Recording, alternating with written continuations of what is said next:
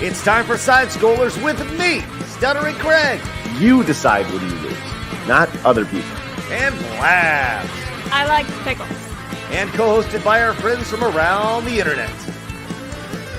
If you like common sense, hit that thumbs up button and, of course, the subscribe button. And join us Monday through Friday live at 11 a.m. Central Time. And now, broadcasting from our homes, it's time for the #1 gaming and entertainment podcast on God's green earth.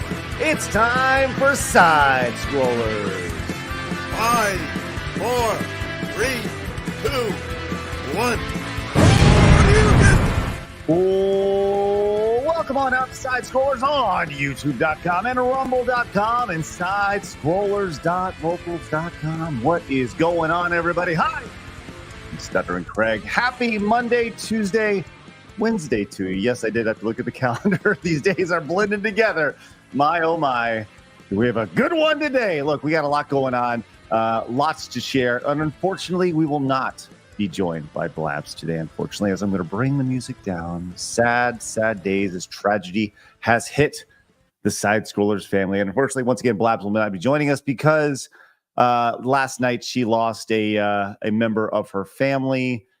Poor, sweet 17-year-old Robin has passed away. So Blabs has the day off. Obviously, gave her a day to grieve, and she whenever she's ready to come back, and we'll welcome her back. So poor sweet Robin up in rainbow heaven. But with that said, send Blabs your best wishes and your thoughts, and for sweet Robin. But hey, speaking of sweet, we have a couple great guests today joining us as we're going to power on through. And what better way to power on through than with Wicked Virtue. Hello.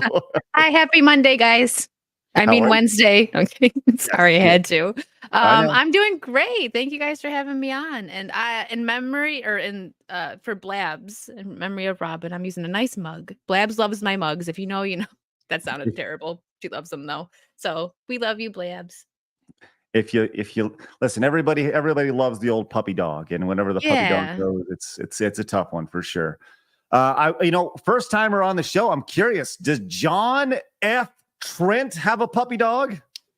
I do not, but I had a dog a couple years ago and had to put her down, and it's gut wrenching. It's terrible. So definitely praying for her. Hope she gets through that. It's tough experience. Same. There are few things in the world worse than losing a loved one, especially the puppy dog, or kitty cat that's been with you. And in Blabs' case, 17 years. Think about that. Like that's wow. She's 28. She said it on the show. She's 28. She's 17. Like, she said it, so he doesn't get in trouble. She said it. Don't worry, I'm not. Right. But having a dog for 17 years since you were 11 years old. More than half of her life. Yes, her entire adult life as well, in her formative years, her major formative years. So, listen, once again, prayers up for the doggo making their way up into rainbow heaven. That's what we call it in our house, rainbow heaven. Those dogs making their way up there. So, you call it rainbow heaven too?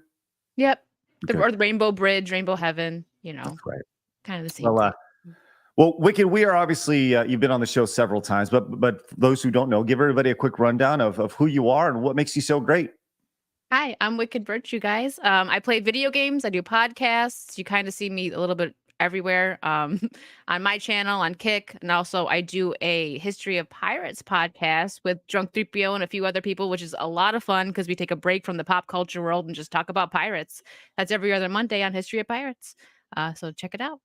Everybody loves a good. Who's your favorite pirate? My favorite pirate, like fictional or real? In general, or both. You got Neverland in the back. I see that on your map. Oh yes, Hook is my favorite fictional pirate. And I would have to go with like real pirate. That's tough. I'll have to get back to you on that one. Let me say this: my 9-year-old is Sam Bellamy. Sorry, I'll go with that. Sam Bellamy. He's great. I mean, he was a pirate, so maybe not that great, but he's interesting. Sorry. My 9-year-old is terrified of Hook. Like, oh really? Yeah. So we went to Disney World before it went crazy. And so she was like little itty bitty. She's probably 3 years old. And Hook came out and she was like ever since she was probably 3 years old at the time. So it's been 6-7 years, whatever it is. And just something about this giant, foreboding, freakish look of a man with a hook for a hand when you're itty bitty. That's terrifying stuff. So it's really, really resonated with her to the He doesn't point like pirates. no, she has no interest in that nonsense for sure. Oh no. But, John, what about you, man? Where can everybody find you and what you do on a day-to-day basis? Yeah, so here on YouTube, I have the Trent Report where I cover kind of like pop culture video game news. Kind of put up 2 to 3 videos every single day for the most part, except for Sundays. Don't do anything usually on Sundays. I do my stock art channel on Sundays. I have a stock art channel as well. You can kind of just search my John F. Trent where I cover everything from NASCAR to Luke's Oil Late Model Dirt Series to Cars Tour, all kinds of different stock car racing throughout the United States. And then on my day-to-day basis, aside from the YouTube channels, I also do, I'm the editor-in-chief at thatparkplace.com, which is kind of a pop culture video game news website. Love it. Love it.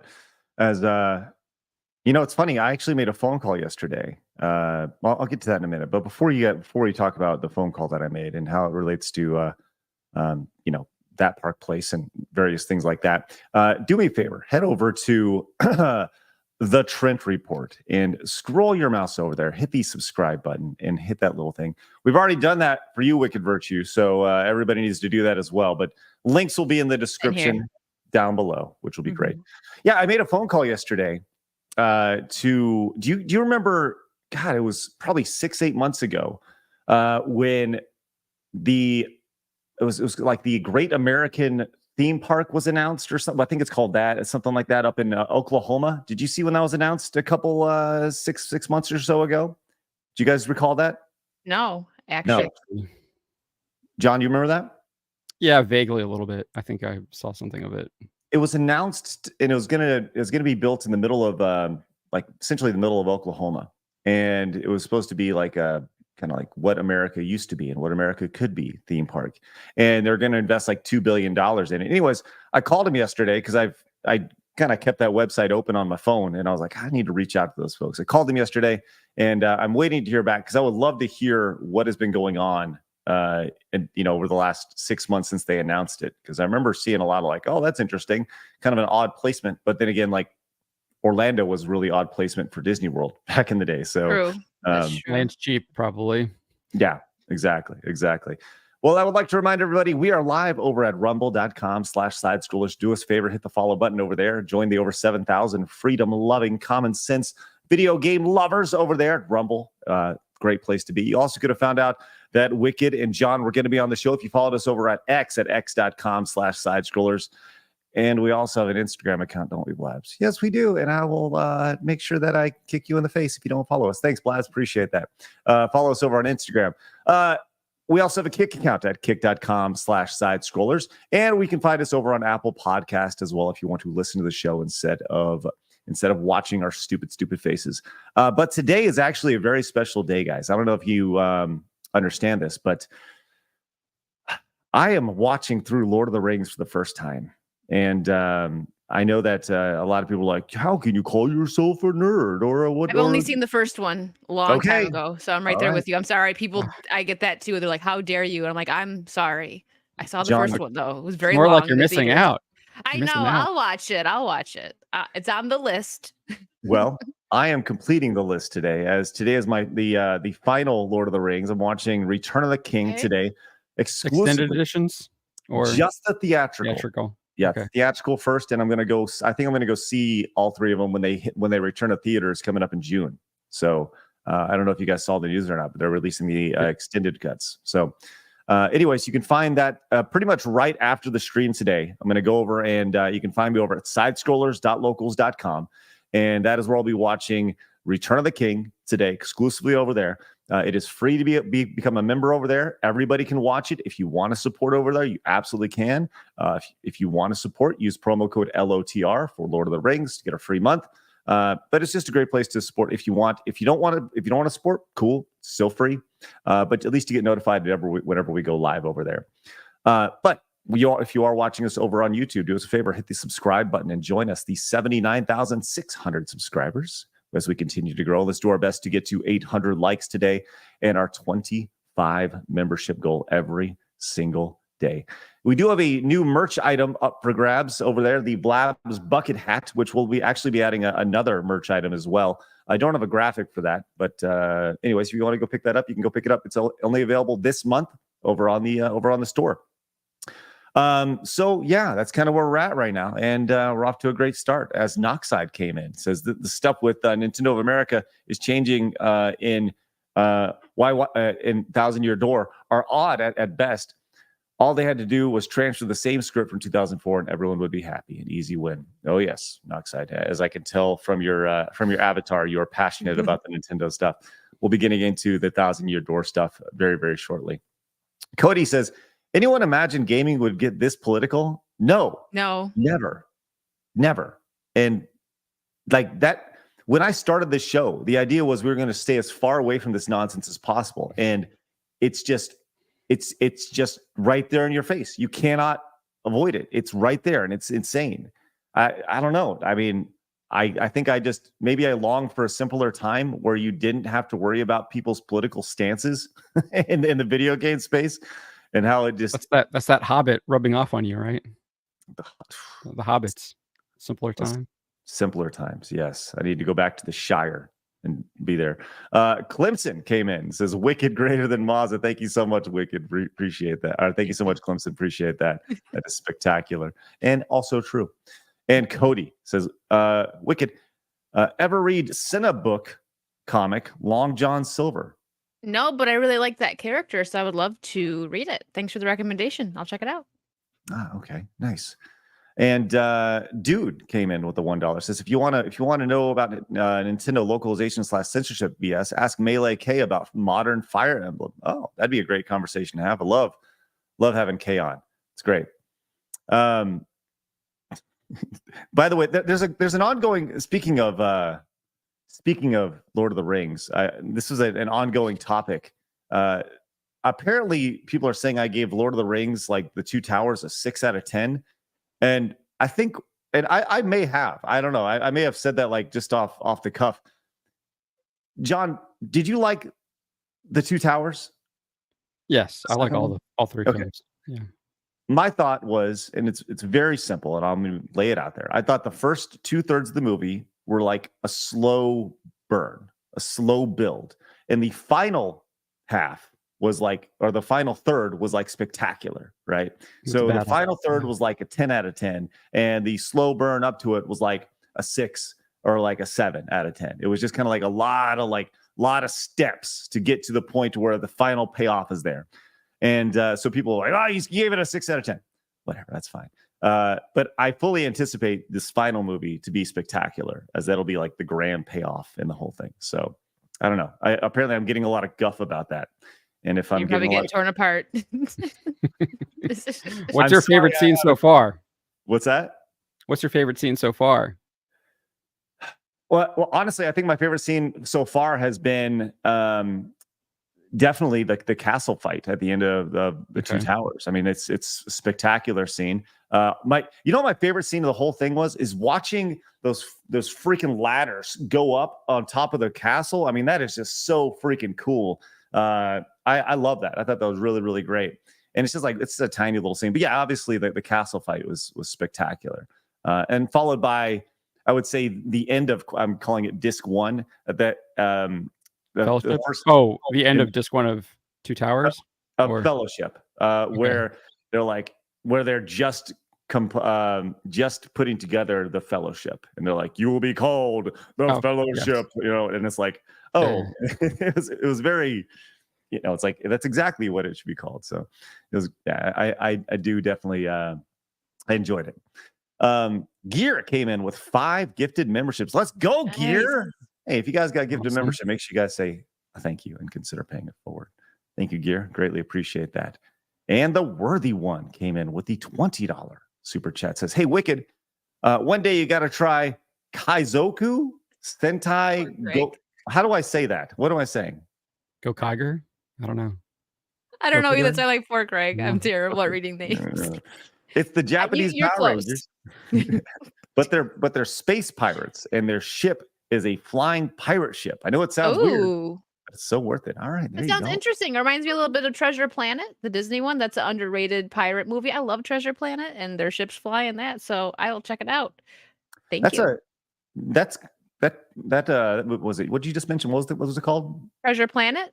Yeah, I heard. Was that like late 90s, early 2000s? Yeah. Let me And look up the date. animated? It's something like that. Yeah, because it's kind of, I think it's a little underrated. I really liked it, but I mean, I like pirate stuff, so let me get the exact date for you. Treasure Planet came out in 2002. So Oh, yeah, there you go. early 2000s. It was hand drawn, I believe, right? Wasn't it hand drawn? It was still the 2D. It was before they got into the 3D stuff. Yeah, I yeah, miss yeah. the 2D. And I think we all do, for sure. Mark of Reality came in with a $50 super chat. That is ridiculous. Hey, guess what, John? You get to pick what color goes on the wall today, my man. Your first time guest. You get to pick right there. Which color would you like? Ooh. How does this work? Can you explain how this works? So I was always wondering. You just pick a color. That's it. Oh, red. Red it is. There you go. It's real. He's like, simple. wait a minute, you're putting me on the spot. What am I picking? Like, hold on. And I put Mark of Reality's name on the wall. It says there is quote one side of the aisle rooting everything with politics. Now, if you're normal or just disagree, you are labeled extreme right wing. Yes. Welcome to the show. That is exactly what the issue is for sure. Mark, you nailed it. And greatly appreciate that. Mark of Reality going on the wall with my running out Sharpie. I don't have a chance, but look at that. Look at that. That is great. Look what you did, John. Nice red right there. Great. Right. Looks beautiful. Thanks. I love when he starts talking back there and you can barely hear him. I know. Sorry. Like, yeah. Need a lapel mic. All right, we're going with red today. It's part of the aesthetic. Leave it. That's right. Yeah, there's nothing I'm going to change on that. That's great. All right, we got a lot to talk about today. We do have some great super chats we will continue to read in just a little bit. But first, it's time to do a little bit of Today in Gaming History, which celebrates all the fun things of the top games that were released this date in gaming history. Kirby's Dream Land 2, released 29 years ago in 1995. Yoinks on the Game Boy and wonderful black and white chroma key over there. The Elder Scrolls 3 Morrowind, released 22 years ago. What? And then Wolverine, man, back in the day, 15 years ago, 2009. John, Wicked, did you play any of these games? I played Morrowind a little bit, but that was like way later though. I'm surprised. I probably would have played the Kirby one, but that was still a little before I got super into gaming. I was still a little one. So most underrated game there is definitely Wolverine, man. That Wolverine game was fun as shit. It was a good one. It was actually good because the movie was terrible. Yeah, it was super bloody. If I'm remembering correctly, that game has like ridiculous blood and Voice of the Blood. It was bloody. It was great. Yeah, it's like what's exactly what you want from Wolverine. He's got freaking blades, and I mean, you're not wrong. Yeah, I know. It's true. Exactly what you want. All right, we got a lot to talk about today, so let's get into it. It's time for my favorite segment, your favorite segment, everybody in the world's favorite segment. Hard news.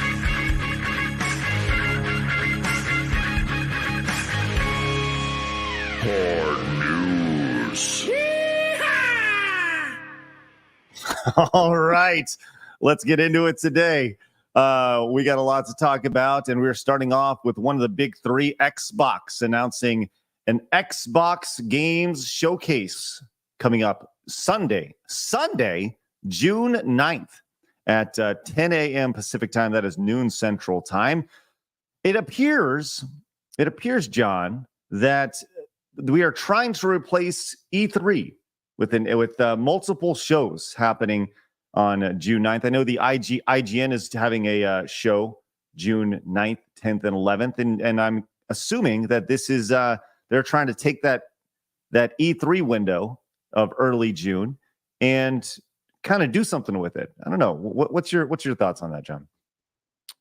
Yeah, I mean, I guess that's what it is. I haven't seen what everyone else is doing. If that is indeed they're all putting it on the same date, I guess that's what they're trying to do. I feel like they're going to cannibalize each other there. People will probably only tune into one instead of tuning into all of them at the same time. I don't really see people like going from an Xbox showcase to whatever IGN's doing to whatever someone else is doing. That just mean, I don't know. They probably got better things to do on a Sunday morning, Sunday afternoon, than tuning into all that stuff all day, like sitting at your computer or whatever.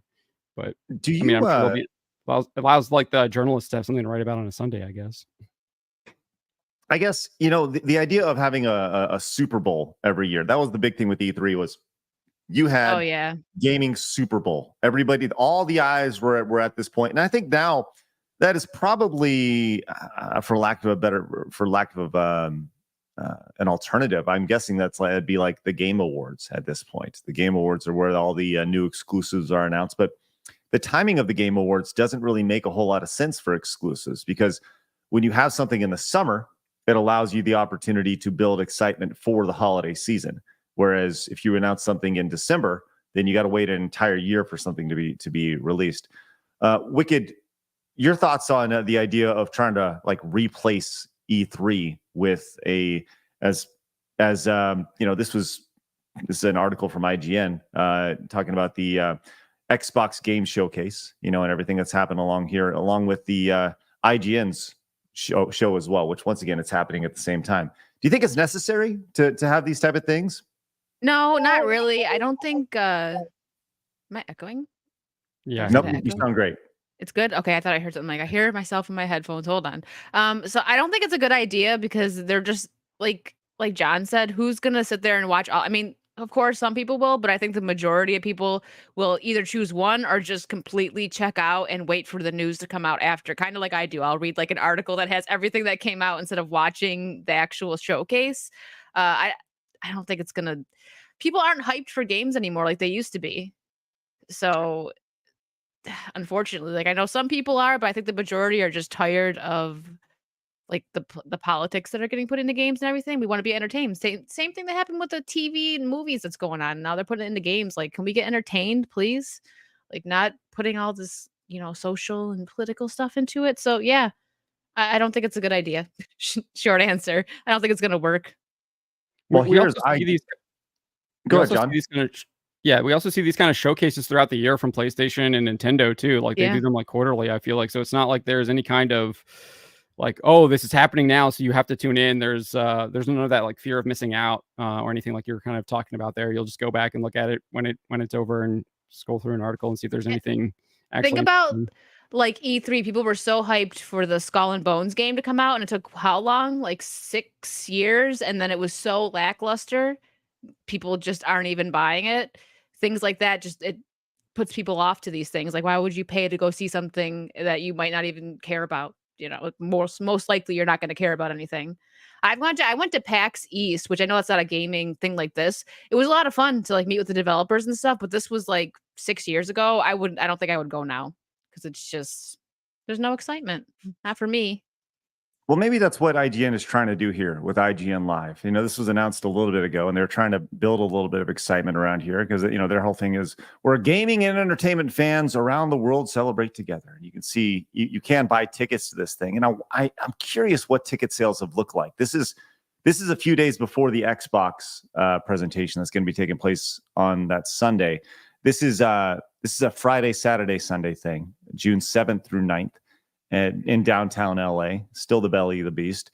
Once again, just 2 blocks away, maybe 2-3 blocks away from the LA Convention Center where E3 used to take place. So it's clear they're trying to build something here.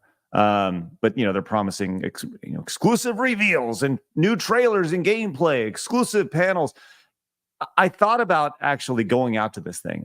For about 10 minutes, I was like, this makes sense to go out to this thing. And then I realized that that same weekend, there's going to be a big event here in Dallas, which I'm going to go to, Dallas Fan Expo. So I'm going to go into that instead of this. And I think I'm probably going to save some money by not have more fun. Yes, exactly. Craig was going to be live on the scene, but yeah, well, I thought about it. How much do tickets cost? I see, $50. It says you get it's 50, and then they say you get a VIP gift bag worth $50.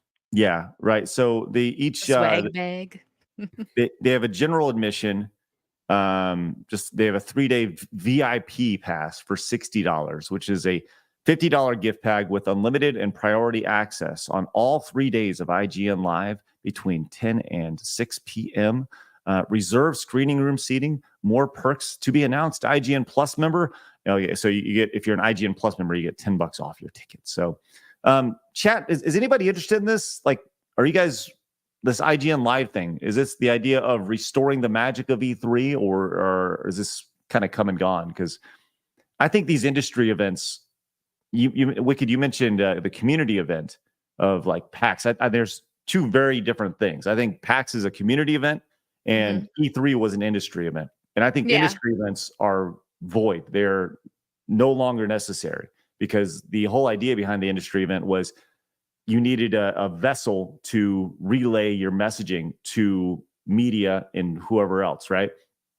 You don't need that anymore. You have YouTube. You have your own way to control your messaging, which once again makes the media, pointless at this point. So, from that aspect of it. So, but community events, they still work. So I don't know. Just curious. It's funny. Most people seem to be very in the chat, very indifferent. Yeah, very indifferent for sure. So, John, do you think that there's really need for an event like this, though? Like, really, like from an industry perspective, is this more? I guess where I'm going with this is, yeah, go ahead, John.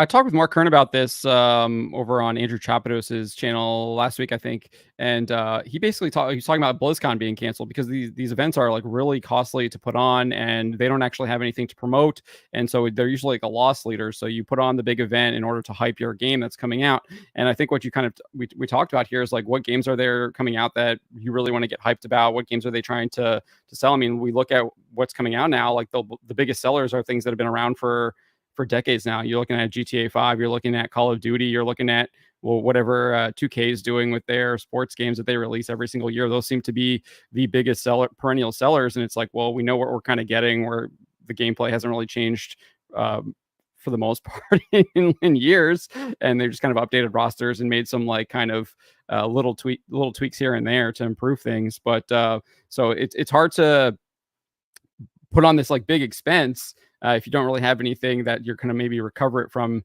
moving forward. And we're seeing across the board, video game companies are either getting shut down by their parent companies. We look at Volition, you look at Luminous with Square Enix, or they're laying off massive amounts of people. They're trying to cut costs. We just had this report from Square Enix. They're expecting to take $140 million loss in this upcoming quarter because they're scrapping a bunch of games and projects they had in development.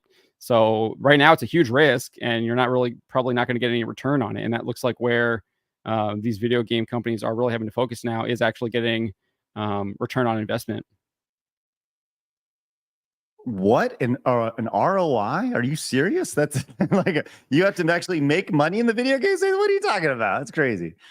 All right, let's move on to our next story here. And this one is like, I am really intrigued by this. Like, really intrigued by this one. Have you guys been to a Dave & Buster's recently? You guys know what Dave & Buster's recently, but I've been there like a couple of years ago. It's probably last time I was at one. Okay. And this is a group conversation here. John, have you been to Dave & Buster's recently? Or I know what it is, but I've never been to one. Okay, so Dave & Buster's is like a big like entertainment / arcade venue, right? You have lots of games to play and pizza to eat, and I think they've added bowling and stuff. It's like a main event. There's alcohol. Yeah, an adult Chuck E. Cheese. Yes. Right. There you go. Nailed it. It's an adult Chuck E. Cheese. You freaking nailed it. Well, they're going to make it a little bit more adult right here. And my, oh my, I got to be honest, kind of excited for this. Dave & Buster's is adding gambling to arcade games, which, my, oh my, welcome to the party, pal. If you've ever played a money match in Street Fighter or any sort of fighting game, you know, you're in it. But Dave & Buster's is adding a touch of gambling to its arcade games. So through their app, you'll be able to gamble on skee ball and hot shot basketball for actual real money. And this is, I mean, I don't know where this ends. Like if you could gamble real money on a game of Street Fighter 5 or 6 or whatever arcade game they have in there. They don't quite go into that. But just the idea that you can go into Dave & Buster's and put money on who's going to get the highest skee ball score is really amazing and scary. How does this work? Do they have like a bookie running around saying like, "Who do you got? Who you got?" Right. Be like Ryu. right. Well, you got over here. They got their pen and pencil. Or Yeah. Okay, they said, we're thrilled to work with Lucra, which is a gamification software firm, to bring this exciting new gaming platform to our customers. It's going to be done through the company's app. So it says, Dave & Buster's has introduced an upcoming feature that will let patrons wager on arcade games via the company's app. The gambling functionality is expected to start in the coming months. So this new partnership gives our loyalty members real-time, unrivaled gaming experiences and reinforces our commitment to continuing to elevate our customers' experience through innovative, cutting-edge technology. This is both amazing and scary at the same time. Now, they're really clever with this because they don't like to use the word gambling. I'm trying to find the exact quote here. Yeah, here it is. They didn't use that? Yes. They said adults and children alike visit to play games, laser tag, and other activities, while the terms bet and wager were carefully excluded from the announcement. Lucra runs what it's called real money contests, which are essentially the same thing. So it's all about the phrasing. That's awesome. I think it's. I agree that it's like. Oh yeah, let the chat go first. I'll say after. Go on. Chat. What is the game at Dave & Buster's that you would gamble on, that you would put real money on, that you would ultimately win? Please let us know in the chat. Now, Wicked, what about you? Your thoughts on this? Space Invaders. That's the one I would. No, I don't gamble. I'm like too cheap to gamble, to be honest. I've gone to a casino like twice and spent like $10 in the slots, make 20, lose that, and I'm like, all right, I'm done. Let's go to the buffet. That's how I work. But I think it's a good and bad idea, because for people that like to gamble and play games, they're gonna have fun. But there's going to be drunk people getting mad, just like at the casino. And the problem is there is kids sometimes at Dave & Buster's. So I'm like, oh, I don't know, like what kind of environment this is going to be. So you might get a lot of funny stories for side scrollers coming up from Dave & Buster's events because of this. So we'll see. Hey, John, would you ever make your way to Dave & Buster's and throw down $100 on a game of skee ball? No, I would not do that. I also like, I feel like the people were probably already doing this and they were doing it with cash. And then now they're like, because most people don't, I feel like a lot of people just don't even carry cash now. So you have the app to do the payments. Like, oh, you want to, like, why wouldn't you could just do that between yourselves, right? If you're doing skee ball, like, hey man, you want to do like $100 on skee ball? Like, let's go. And now they're just like, okay, well, people are already doing this. Let's just do it through the app. And because some people don't have cash. So, but yeah, I wouldn't do that. Michael Jordan might. He's famous for doing that, right? That's even more dangerous too. That's through the app. It's like, oh, I don't got any money. It's okay. Bank card attached, PayPal. People are gonna be losing money. Right. Affiliate over on Rumble is talking about DDR. Can you imagine people like gambling on Dance Revolution over there? Oh no. How many levels will he go? That's right. What is the successive combo he will get on DDR? You know, it's really funny. And the one thing about gambling is let's say we're us three are at Dave & Buster's, right? And John's like, I'm pretty good at skee ball, and Wicked's like, no, I'm pretty good at skee ball. Well, see, what we could do hypothetically is, like, I'm over here and I goat you guys into playing against each other. Hey, let's put $15 down on a game of skee ball. And Wicked's like, oh, okay, whatever. Then I go to John and I'm like, hey, I'm going to put all my money on Wicked. You tank it. And then we both fix games. Like, yes, you could absolutely fix games. And that's totally going to happen. People are going to be hustling. And with that said, I do think that there's an opportunity here. I really do. I'd be interested, and I think I actually will reach out to Dave & Buster's to learn more about this, because I think this could be. Could you imagine a situation where we're doing a show live at Dave & Buster's and we have some sort of like skee ball tournament for real cash money taking place with the community, I think that'd be so much fun. So much fun. People putting down, we're putting, yeah, like Matthew Hammond has 6-1 odds to take home the skee ball tournament, and we're putting money down on Matthew Hammond over here, which would be great. I love that idea.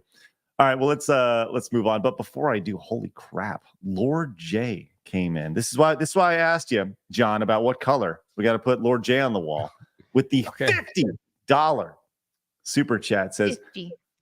Where were you when IGN was Krill? What does Krill mean? Does anybody know what Krill means? I was at work watching side scrollers needing Dorito. Get phone call. IGN is Krill. Oh no. Anyway, what does Krill mean? Is this me being good? I don't know this. Urban Dictionary. Listen, if there's one thing I've learned from Blabs, is don't look on Urban Dictionary. I don't even know what that means. But I do know that Lord J is going on the wall. Lord J, look at that. Look at that. Thank you very much. Appreciate it. Oh, so everyone is red now? They're all red? Yes, everyone that goes on the wall. Yes. Okay. Everybody. Lord J is Mark. That's great. Thank you very much. Kane came in with the $20 super chat, says for Robin and Blabs. Hey, thank you. Yes. Rest in peace, Robin. And we'll see you tomorrow, Blabs, hopefully. Thank you, Kane. Appreciate that. Joey over on Rumble says, I'll probably bet on Mario Kart Arcade. I'd make some pretty good money in it. Thanks, Joey. Appreciate that with the Rumble rant over there, which is great. Magnum Norse came in with the $20 super chat. Says, Wicked Virtue is ? Me Reiki. Okay. Not the me Reiki side scrollers. Not the German. Okay, Magnum Norse. Thank you very much. I appreciate that. And Spartacus says, happy day one in Military Appreciation Month. Thank you all who served and are serving us. Let's go, Spartacus. Great stuff. Really appreciate that. And yes, I didn't know it was the first day of Military Appreciation Month, but love that. That's great. And Magnum Norse came back, says, my nuggies itch. Can John F. Trench scratch them? Probably not. Where's Razor Fist? Well, Magnum Norse. Razor was on yesterday. John, would you like to scratch Magnum Norse's nuggies? I like chicken nuggets, but I don't think that's what he's talking about. So no. You're probably right. Probably right. Short Fat Otaku came in and says, Dear Craig. Yes. Hello. Says, oh, by the way, it's business. This is a business note right here because it has the colon on it right there. If you do not have a deep lore of the 1,000-Year Door translator for the show, I'll pass it along. If you know, you know. Well, please, hey, send me a DM and I'll check it out. Thanks, Steph. Appreciate that greatly. I will definitely check it out if you send it my way. All right, let us continue on, my friends. Do we want to? We'll move on. We'll move on from the Beavis and Butthead thing. That's kind of a silly story.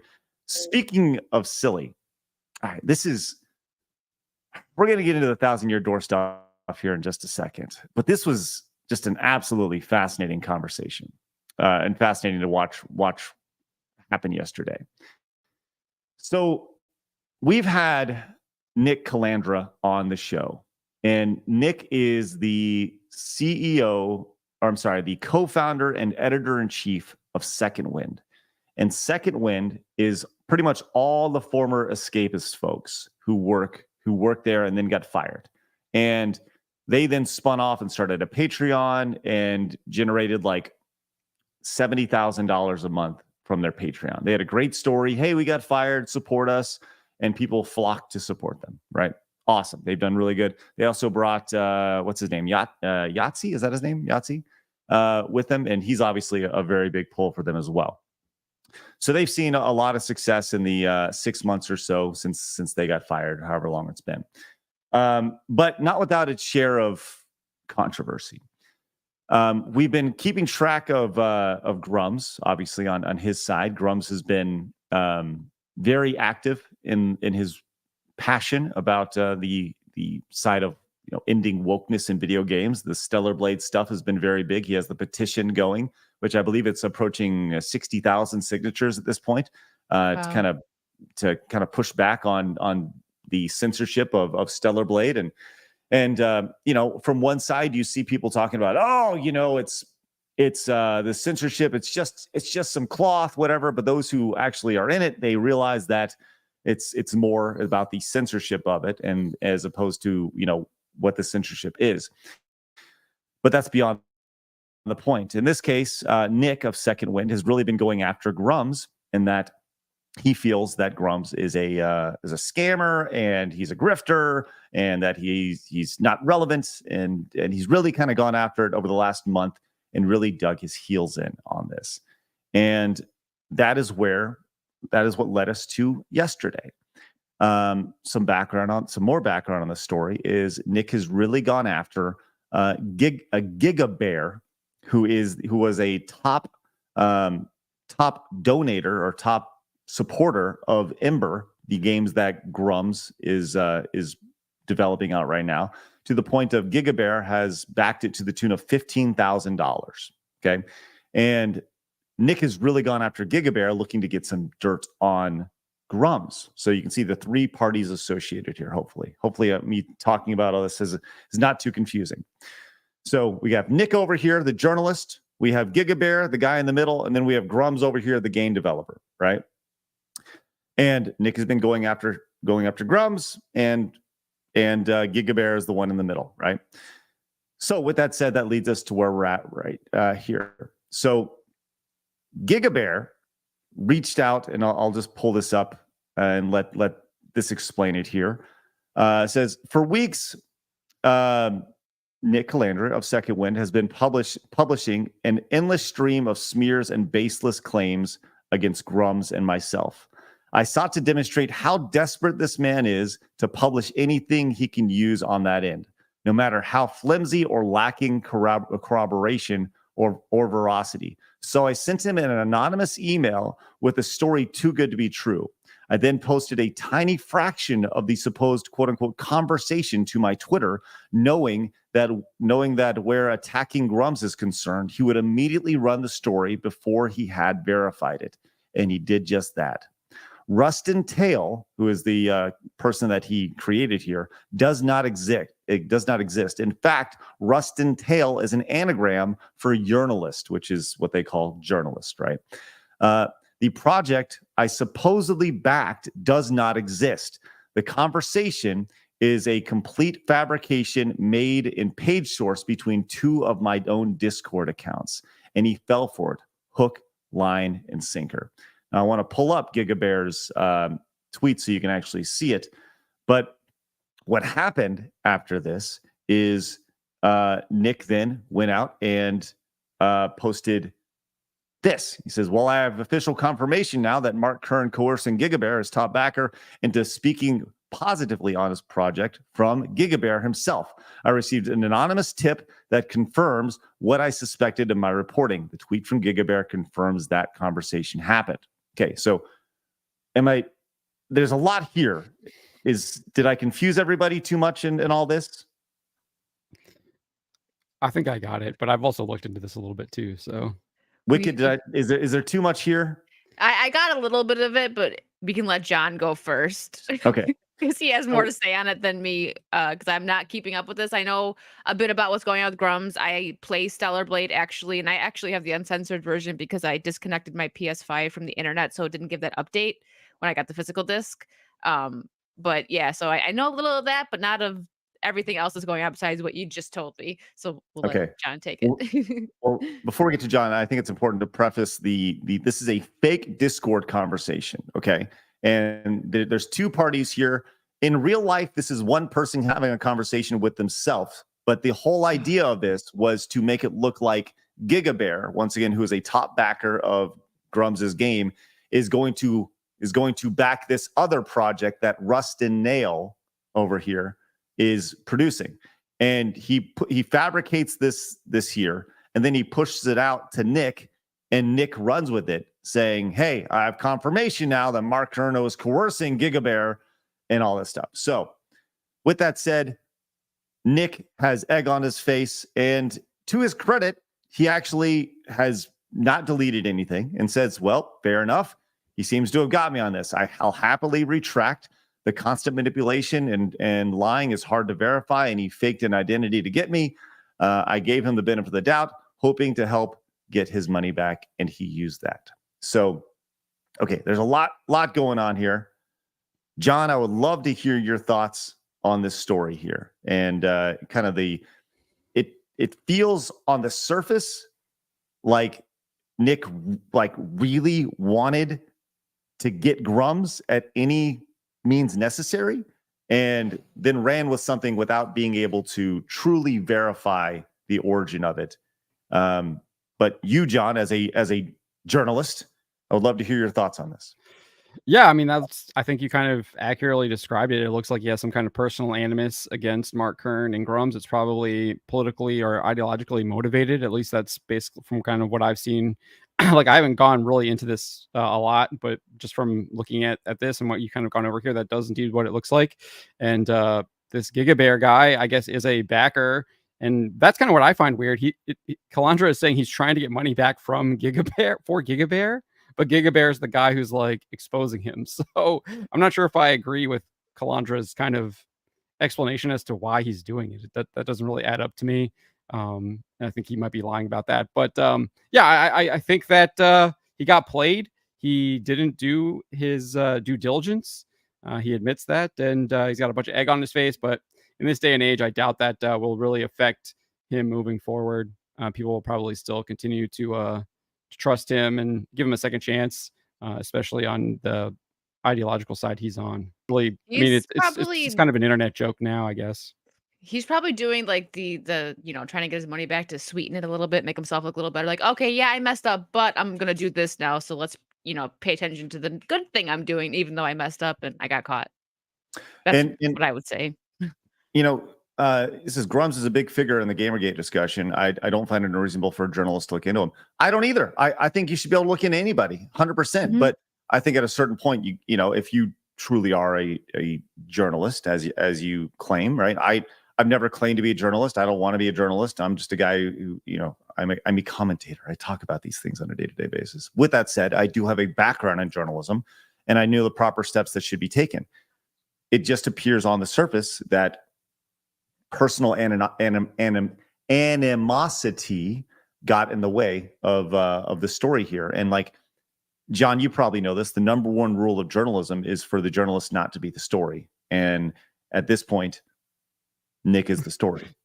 And I don't know if that's true anymore. I feel like that's kind of what we see a lot now. I mean, people trying to insert themselves into the story. It helps drive traffic to the website that they probably get financial benefits for. So I think from an ethical perspective that can be right, but a lot of times now I feel like that's not how people operate. I know me personally, I get inserted into that a lot of times. Maybe I become the story because of the things that I cover. It's not like I'm trying to be that though, but that does indeed happen. And like you said, like, I'm not just trying to write stuff on That Park Place. Like, I have my own YouTube channel and want to obviously grow that and everything. But yeah, I mean, that's just kind of the reality of how things work now. Yeah, and drama. People want to drum up drama to get views. That's a huge thing. Right. So Nick came out and followed up and says, here's the thing about reporting. People can question you all they want, and they should. That's how you get the full story. I'm still waiting for Mark's side, but he will not provide it. So keep asking him for it. If you want to discredit me, that's all you have to do. So here's the thing, right? And I know this directly from speaking with Grummz. He's not going to speak to these people because he knows that when he says anything, that it will be twisted. And that's the one thing that you've consistently seen over the last 4 to 6 weeks, since this whole brouhaha started in the gaming space, really picked up, was, you saw Kotaku conveniently leave out things of a story, and when it comes to the Sweet Baby Inc. stuff, and the amount of distrust that between traditional gaming journalists and the average press, and really expand that out to past gaming journalists, just journalists, traditional journalist outlets. It's there. People don't trust the media right now, and basically, I feel a lot of that's from their own doing, but that's for good how, reason, right? Absolutely. Yeah. Yeah. right. I mean, how many lies have been exposed? Like, obviously, we're talking video games, but you can just see it across the board throughout the rest of society. I mean, all this stuff that people are calling cranks and conspiracy theorists, we find out 5 years later, oh, those people were actually telling us the truth. Yeah. But if we want to get back to the video game stuff, I think the biggest example of how like I agree with Grummz, there's no reason talking to these people because they are going to twist and lie. Ash Parrish was kind of gamed as well by a user on X. This person posted all this stuff publicly and DMs with Ash Parrish, and she's literally admitting that she wasn't doing that. She wasn't like showing that Sweet Baby Inc. was trying to cancel Cabertus Rainbow, trying to get his Steam account shut down, trying to get his Steam curator list shut down because she wanted to stay on the narrative that she was trying to push. And then she said that her editors were even coming in and telling her to keep that narrative. And that's why we can't include this, because then it makes Sweet Baby Inc. actually look like the bad guys. And she admits this to this guy in DMs. And I published it all on thatparkplace.com. So these people do indeed lie, and they have ill intention. Yeah. So, obviously the pushback has been real. Savvy, who's been on our show, several times. Savvy's great. And she says, this is what happens when you identify as a quote journalist, but you're really just a high school blogger. People get caught up in trying to tear someone down that they will believe even the worst of fan fiction without a second thought, without the key components of what makes journalism, journalism,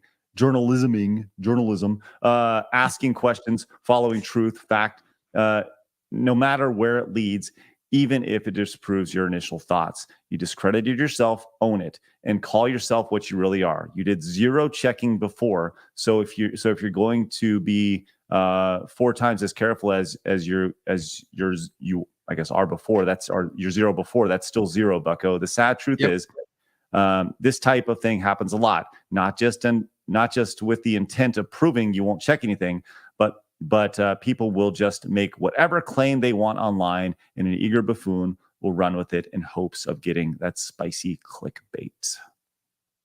Yes. Yeah. 100%. He puts it much better than I did. Yeah. Savvy has a pretty good way with words, for sure. So, but I did the proper journalisming thing and reached out to Nick personally. He's been on the show as Buzzy on comes in. He says, I wonder if Nick would come on Side Scrollers now since you've had Grummz on. I bet the answer is no, because that's how that type acts. Well, I reached out to Nick saying, hey man, we've had Grummz on many times. We'll have him on again. I would love to get your thoughts on this. I said, we've had Grummz on several times. I wanted to give you the opportunity to say what you want to say about the situation and provide an official statement. And to Nick's credit, he has provided an official statement. So I'll be reading this off verbatim from Nick. He says, if you want to, he said, I've been trying to find out for a month from Gigabear based on his own posts he made publicly online if he lost out on his $15,000 investment into Ember. He has changed his story back and forth multiple times, all of which I have receipts for. He emailed me the tip under a fake name, then posted about it on his Twitter so that I could, quote, verify it, and then deleted that to make it look like I posted first to break the story when I was confirming the snippet that he shared himself. That post he deleted is super important, so if you overlook it, you're misinterpreting my statement. He said, I would not have posted that tip had he not shared it first because I had no way of verifying it. And against my better judgment, I took his word for it. I immediately retracted the statement I made, as I have no verifiable proof from Gigabear now, whether he refunded the money to him, kept it, or made him sign any agreement. Now I know that anything Gigabear says is unverifiable, because whether he's telling the truth or not, it's impossible to know, because he willingly lied, faked his identity, and impersonated a conversation with himself. That is his official statement on things. So. Dude, that's the problem when you let how you feel personally. You're supposed to be a journalist and you got to do the research, obviously. But he just sees red with Grummz, right? So he was like, all right, I see this is bad. I'm going to post it without doing any kind of checking. understand that. But we see that all the time on the internet with people where they just like they see something about someone they don't like and they run with it. They're like, yeah, this person did this or that, and then there's no truth to it. So you can't call yourself a journalist to do stuff like that. It's just not a good look. Well, I think it's just another example of the internet being the internet, and maybe what'd be a really interesting conversation is getting Nick and Gigabear on together and having them. I mean, that'd be a real interesting conversation, man. That would be. Yeah, I'd pay to see that instead of the IGN thing. Right. It'd be more entertaining. There we go. It's the drama that we're talking about, right? That's what there we're you talking go, about. Camelot. The journalists to make the story. Yep, for sure. That'd be pretty interesting for sure. All right, I'll tell you what. We're going to talk about this 1,000-year door thing with Nintendo, but Dev has some real interesting insight on this. And Dev, who came in with a super chat, and I'm going to send him the link to come on the show so he can kind of fill us in a little bit more on this. And while he comes in, I want to let you know that Jared came in and says, Wicked, what do you think of Stellar Blade from what you played so far? And what are your thoughts on the game's censorship controversy? Also, we're just normal and innocent men. Thanks, Jared. Appreciate to put that in. Yeah. So I'm actually really enjoying the game. I think the graphics are beautiful. The story's interesting. I've only played about, I want to say 4 hours, 3-4 hours. So I'm lacking. I know X-Ray has played like 24 hours probably of the game so far, but I'm glad I was able to get the uncensored version. I think censoring it is so stupid. It's like you show a game that you want, like people are loving. They're just happy that they made the girl like attractive, and they actually used a real model too. So it's anyone that wants to go, that's an unrealistic body type, they based her off of an actual real person. So calm down with that. But they see that it's going to do well, and then they censor it. That doesn't make any sense to me. These companies just don't want money. But I'm glad, like I said, I have the uncensored version. If anybody wants to know how you do that, you get the physical copy, disconnect your internet on your PS5, and you won't get the update. So you get the uncensored version. But you can't play the game. Can you play any other games because you've disconnected the internet? I play on PC. So I was lucky enough, somebody wonderful sent me the PS5 because I never had a PS5. I'm a PC gamer. And X-Ray Girl, we were talking about it, and she's like, you need to play this game. I had so much fun playing the demo. And I'm like, well, I don't have a PS5. And someone sent me one. So shout out to that person. Thank you. So that's the only game I play on it. So I'm like, it's okay. So disconnect it. Yeah. Nice. Yeah. So and Jared, you are like correct. Jared, we are just normal men. We're just normal men. What do you mean, normal men? We're just innocent men. What is that from? What? Some British It's show. the best thing in the world. Yeah, it's a show over in Europe. The whole clip is spectacular. It's the greatest thing in the world. So funny. Joey came in with the 10 over on Rumble, says, I'm actually glad that journalism across the board has lost people's trust. People are seeing that not everything we're told in the media is true. It has encouraged people to think for themselves. I think there's a lot of people who have opened their eyes for sure. Absolutely. Thank you very much for that. That is great, Joey. And as we wait for Deb to come in before we get to our next story, Josh came in and says, Treasure Planet is so underrated. Yes. Thanks, Josh. Appreciate that. Headcase came in and says, even if you don't get control of Screw Attack, never stop fighting for it, Craig. Can't stop the Craig Master. I also send positive vibes for Blabs. Thanks, Headcase. Appreciate that.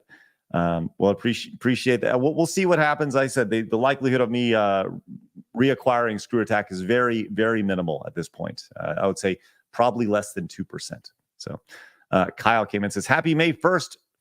Happy May 1st burst, everyone. All right. The camera was on the whole time and he didn't even know. No, thanks. It's today the anniversary of the DSP thing. Camera was on the whole time.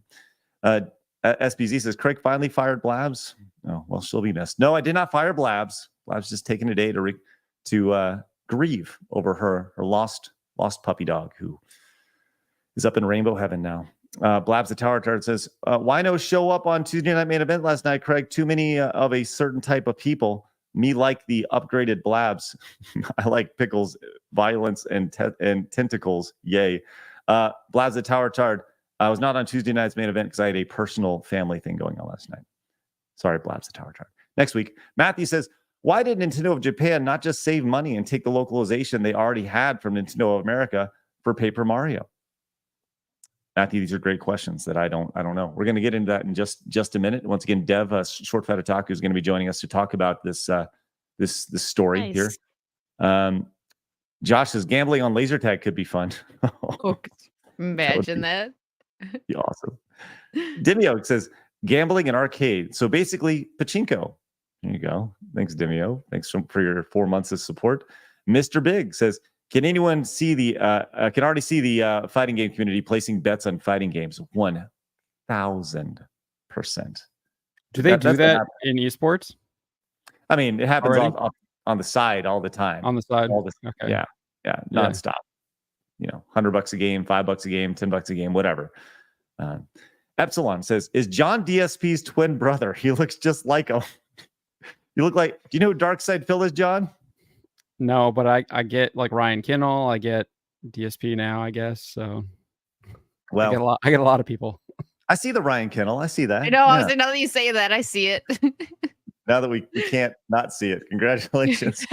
Can't unsee Noodle it. Says $100, 1 credit Soul Calibur with Maxi. There you go, Noodles. Love that.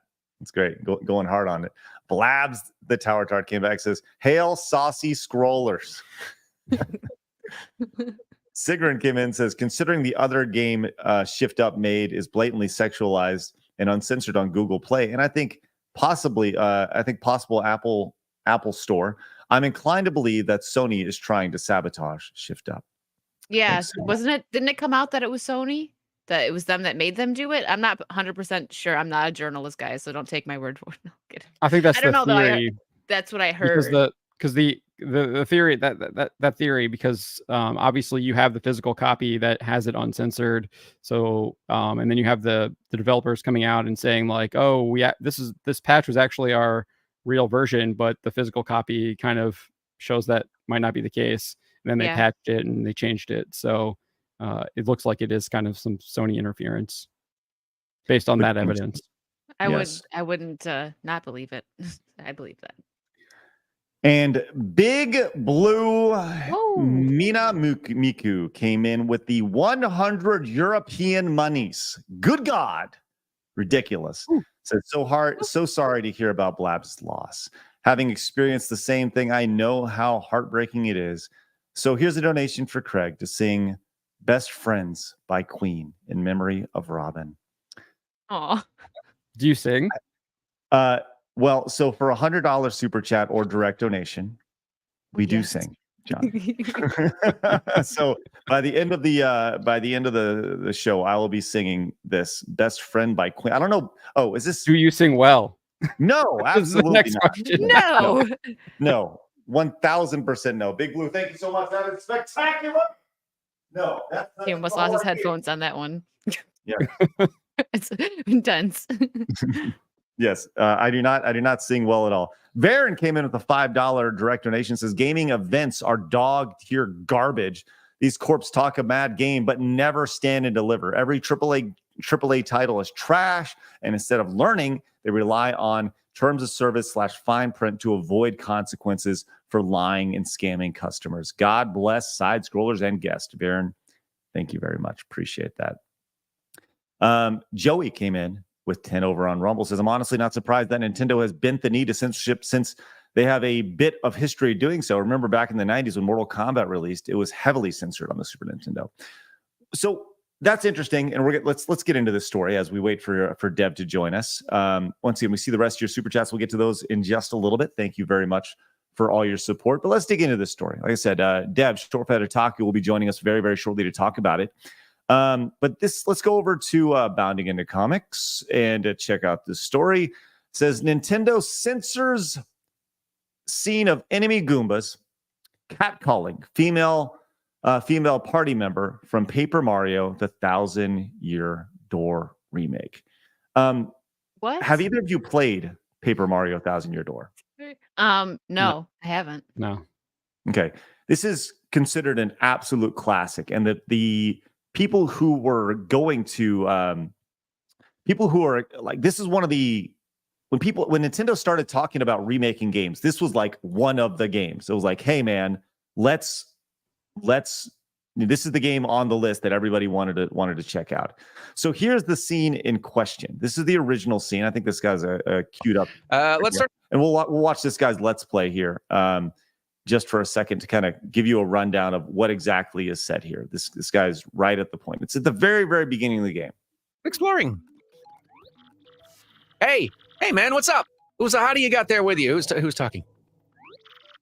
What's up, baby? Why don't you hang out with us for a while? We play real nice. Goombas, be good. No.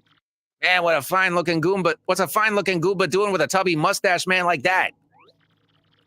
Oh, it is like so sweet that you boys think I'm cute. Seriously. Yeah, guys like you make me feel like totally barfing. Now get out of our way. Ouch, that was cold. What, you're too good for us? Come off it, sister.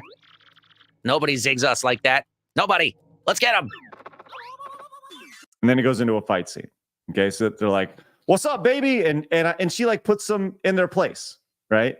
And then Mario beats him up too. right. Then Mario beats their ass, right? Wicked. What a white knight.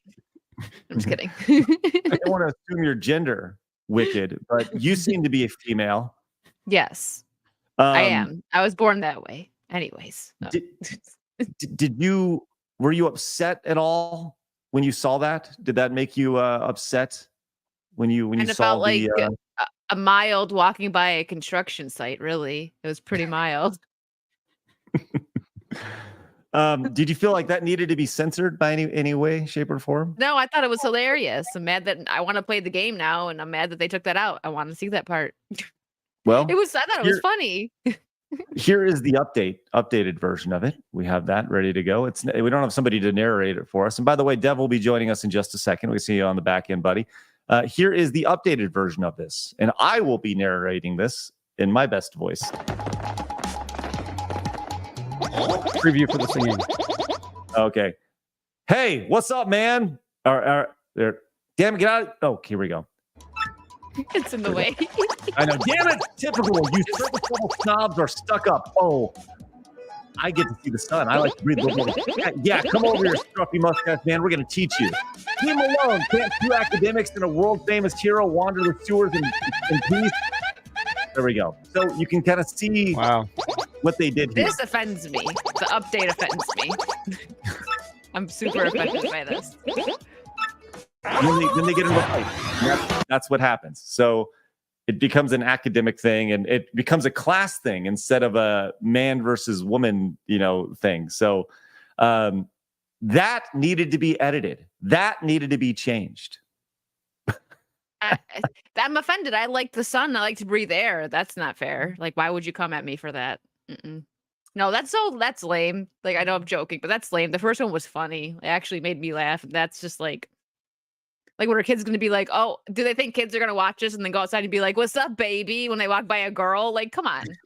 Right. The where did you learn that sexualization? I learned it from Mario, Mom. Goombas, those darned Goombas. Okay, but this goes deeper here. And with that, I'd like to introduce Dev, Short Fat Otaku. Hello, buddy. Welcome to the show. Hi, Dev. Hello. Thanks for the last minute invite. I appreciate it. Yeah, man. Well, I mean, you sent me a shit ton of stuff via DM, and I was like, whoa. Just come on. Yeah, I was like, I hope you have the deep lore on this conversation, because there is a deep lore. Hi, chat. Okay. Hi, everyone. Hi, Wicked. I know that I know Wicked. We've spoken before. I'm sorry, John. I don't know who you are, but it's nice to meet you. It's nice to meet you too. Thanks. Well, you guys are going to get along. You know me now. Yeah, that's right. Yeah, we're best friends. So yes, Dev, give us the rundown. What is the lore here, and how? Because what you sent me is like, it's like throw up of lore. I feel like every time I come on here, there's a throw up of lore. Like it's me and Arch, and sometimes Razorfist. There's just tons of lore every time. Well, congratulations. Go ahead. Have you guys played the original Thousand Year Door? I played it briefly. No. Okay. But John and Wicked have not. Wish I would have now before they fixed it. It is one of it's probably my favorite GameCube game. It's pretty high up there. It's not in my top 10, but it's definitely my top 20. It's a really good game. it has a certain the original translation anyway had a certain sense of humor. It wasn't just the writing; it was also the graphics and the way that like the characters interact with the because Mario turns sideways and he scrunches up a piece of paper. Like there's a lot of good fun in it. Right. But it had a translation. What do you want to call it? A translation controversy back in 2004. So there's an old controversy. Okay. Here. There's a character named Vivian. All right. I can just post a picture of it to you of the character. Well, I do have Vivian pulled up. Okay. That was definitely going to be one of the things we're going to talk about today. Right. So this character Vivian, in the original game, in the original English version of the game, she was part of the Shadow Sirens, and it was this villainous trio of 3 women. Right? Yeah, there she is. She's the one in the middle. So there's like an old one, a fat one, and then one that is considered in the cartoony style of the game to be like relatively young and youthful, right? So this is a villainous faction. She eventually betrays her 2 sisters and joins Mario as a playable character. And she was localized in 2004 as a woman, as a girl. This is a girl character. In the original game, she wasn't. She was actually a boy. And she was a very specific Japanese identity called an otokonoko. And an otokonoko simply means, it translates to male daughter. And what male daughters are in Japanese culture are, they're not trans, by the way. This is not a trans woman. This is a person who is male, who is a boy, who calls themselves a boy, but they have a feminine presentation. So they look kind of girly. They might dress kind of girly, but they're still ultimately men. Sometimes they're gay men. Sometimes they're straight men, but they're just very effeminate men. All right. And so pretty much everybody in a tomboy.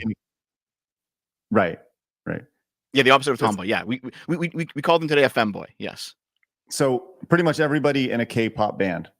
Yes. Yeah, that's actually that's a pretty good way of putting it. Yeah. Right. So the issue is there's been this now goes far beyond Paper Mario: The Thousand-Year Door. There's been this wider cultural push of trans activists in the West that are pushing on Japan to make otokonoko part of the trans identity. So I do have some of the. If you don't mind, I'll share my screen. I do have some stuff that I can show you. 100%. Actually, wait. How do I share my screen on this again? Go to share screen on the bottom on the bottom right there. Present. Okay, here. Let's see if I can share screen. Don't accidentally leave the studio. People do that sometimes. Oh, do they? Oh yeah. Okay, so here we go. This is pretty interesting stuff. I mean, I like the fact that this goes deeper than just like, well, they censored the scene. Like it's pretty nuts. Here we go. So this is Vivian with a trans flag. And this is posted by a guy named Nico Farron Lennox. And he wrote on his personal Instagram, "My first major win at my new job. In the original version of Paper Mario: The Thousand-Year Door, this character, Vivian, is canonically trans in the Japanese release and is trying to escape her transphobic siblings who keep mocking her." That's not true. This is completely false. She is what? Vivian is an otokonoko. Now, her siblings do mock her for that in the original Japanese release. They make fun of her for being feminine because she's actually male, right? So that's true. But this person isn't trans because this isn't a trans identity. Anyway, he says this, and he says, in the US release, this was changed to her just being generally bullied, which is true. Basically, gender bendy stuff was not that accepted back in 2004, so Nintendo did censor it. Mm-hmm. We remade the game for Switch, and a few months ago, we were having a meeting about localization, and I insisted that we keep her identity accurate this time. Not everyone was on board. Most people weren't on board because of the current political climate in this country over trans identities and bodies. She will be presented correctly in the US release of the game next month, and I could not be more proud of queer fortitude and getting to fight for representation in the face of bullshit politics, even if it is just one fictional character in a cartoon video game. I'm glad they made the right choice. I'm sorry. Once again, tell me these aren't activists. Please tell me. I think this is fake. I think this guy actually is not actually part of Nintendo, and he just lied. Very similar to what we saw with Are you sure? Giga Bear. Yeah, I think there's been some evidence coming out that this person is not credited in the credits of the game, and maybe this is not true. I mean, I have seen him post this over Twitter, like on his Twitter account and on his Instagram and several places. So maybe he is just making it up. It's possible, but I guess we'll have to see when the game comes out. Yeah, I think that's the other thing is does Nico work for a company that will be credited in the game, right? Because sometimes they credit. Right. Yes. Yeah. So I decided. Yeah, I did peek around, right? So I didn't want to show off everything, but this is because like it has like his actual location. Yeah, we don't want that. Yeah. Yeah, but this is his Facebook profile. It says that he has a mathematics degree and a sociology and queer theory degree from the University of Missouri. It's a real thing. What? That's a real thing. Yeah. A sociology and queer theory degree. Sure. Hold on. It's the first time I'm hearing this. Hold on. Wait a minute. Hold on. Roll it back. I've got a gender studies minor from back when I was a lefty, so that's but, okay. I didn't know any of this stuff was a thing. Mm-hmm. And you got that from Missouri? Yes, the University of Missouri. Craig's like, I need to verify this real quick. Yeah. Hold on. I want to make sure that's a thing. That is a thing. Holy shit. That is a real thing. Yeah. My God, that is a real thing offered at the University of Missouri or Missouri University. Wow. Okay. Holy shit. And there's also an Amish communities. There's an Amish communities thing. God damn. Okay. Hold on. I'm sorry. Side quest here. Here we go. We have these social inequities. We have a social inequities honors course, which God. Here we are. These are wonderful courses in sociology that are offered here.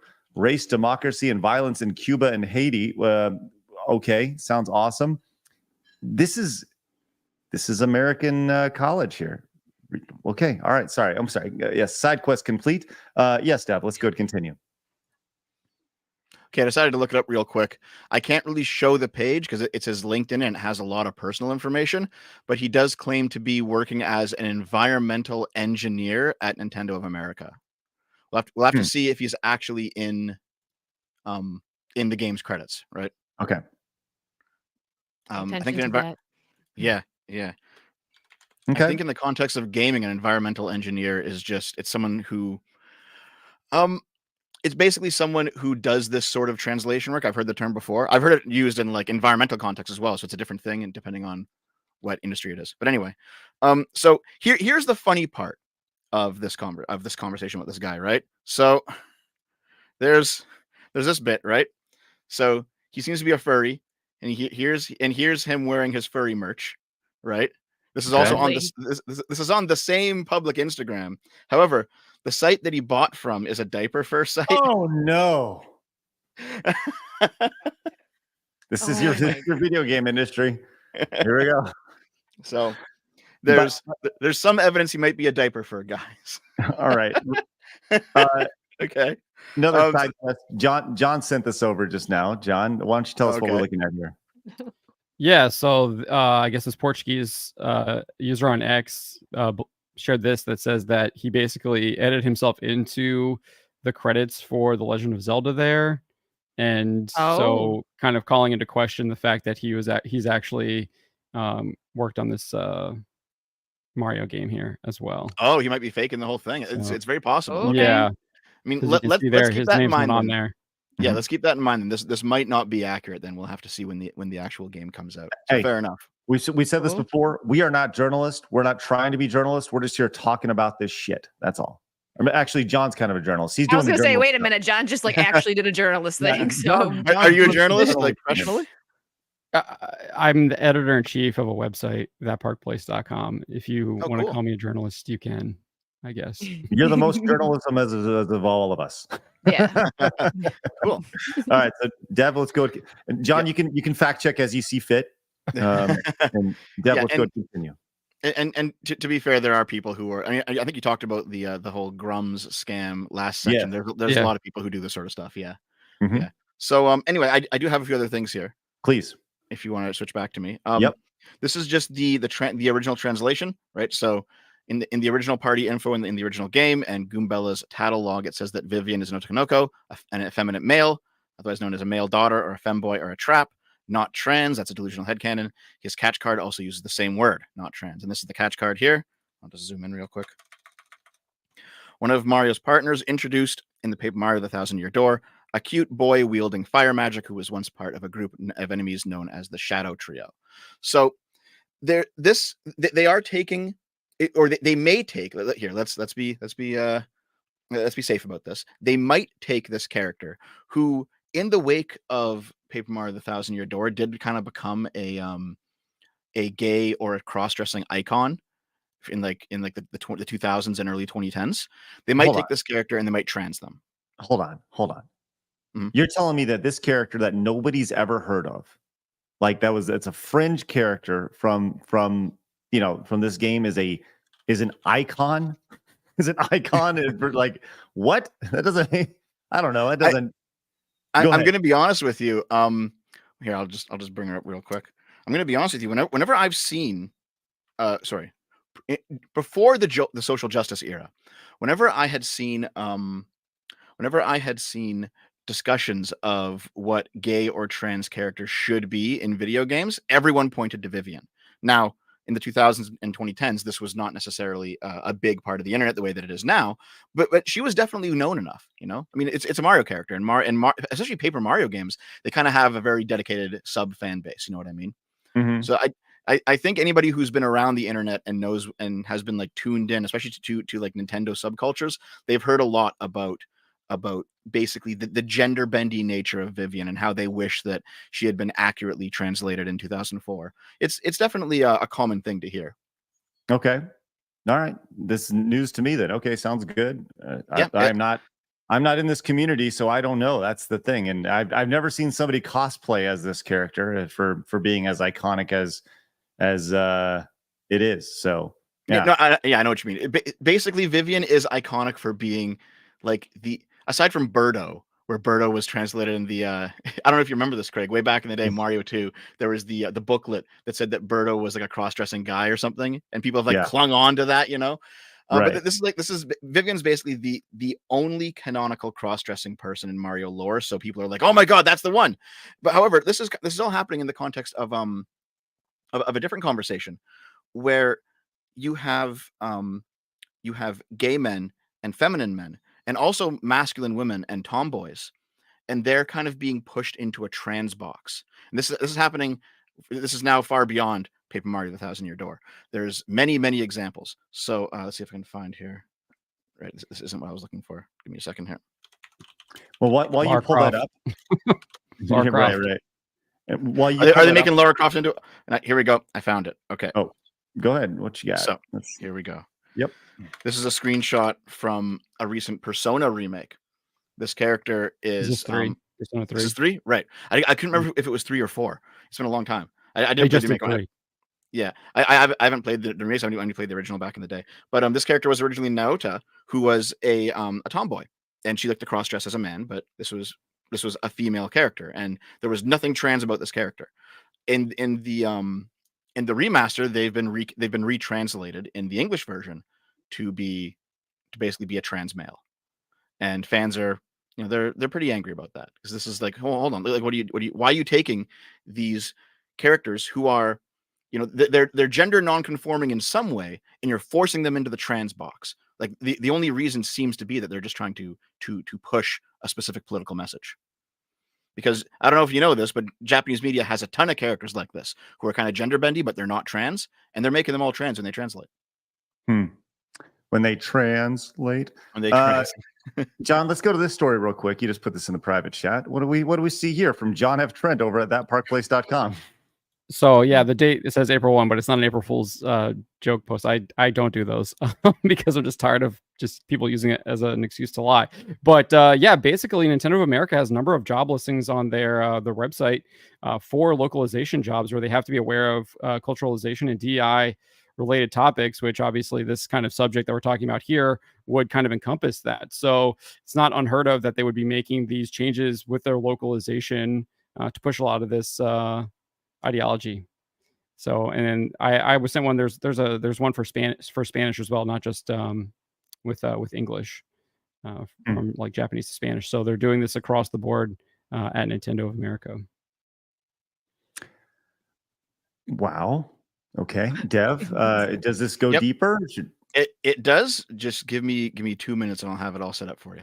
Sure. And I will say that the chat says that's Persona 4, so I stand corrected on that. Okay.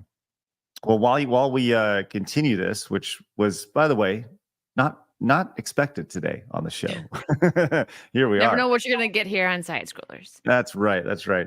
Elite Neo came in with a $50 super chat. Says, as much as I like the Switch remake of Super Mario RPG, I'm axing the axing of Mallow's Bruce Lee line, as well as renaming Frogfucius to Frog Sage irked me. I'm Asian and happen to like the original dialogue. I take more offense over Nintendo's changes to it. Thanks, Elite Neo. Appreciate you. Thank you very much for your support. Let's get you on the wall as well, my friend. That is excellent. Market Reality came in with the 10, says the Japanese tend to guard their culture more closely than most. Look at that. Look at the last 2,000 years of their military history. Thanks, Market Reality. Appreciate that. Been massive today. Also, Rob says a journalist without objectivity is not a journalist. Thanks, Rob. Appreciate that. John, how do you feel when you hear things like that? Like, it's literally like you are the editor in chief of a growing platform right now. Like, so I think that's a giant lie that people have been led to believe. I mean, we're all humans. We all have our biases, and to claim that you can somehow be objective is just utterly ridiculous. What you can do is you can seek the truth and try and discover what it is, and you should be staying to the truth. But as human beings, we all have biases, and to kind of claim that you need to not be biased or you have to somehow be this mythical objective is just, I think, projects reality. It's just not how we as humans operate. We definitely all have biases. Yeah, that's interesting. I know that's a little bit different than what a lot of people would have to say. No, look, you're in it, and I appreciate that perspective. It's funny because I said I have a degree in journalism, and the one thing I was taught was be as objective as you possibly can. Always look at it from both sides, and that's how I was trained. And I quickly learned when I walked into a real newsroom how much bullshit that was. Like, just how every outlet has a slant. Like, no matter what, they always have their prerogative. They always have their agenda associated with things, whether it's left, right, middle, or whatever it may be. That was the reality of the situation. I learned that very, very quickly as soon as I walked in. I would even disagree with that idea that you need to be looking at both sides. I mean, if one side is like objectively pushing evil and the other side is saying no, that's wrong. Like, I don't know if you'd want to be trying to promote be quote unquote objective for the side that's trying to push some kind of absolute heinous evil. It's absurd on its face, and we've just kind of, I feel like as a society, have been accepted to kind of buy into a lot of that stuff.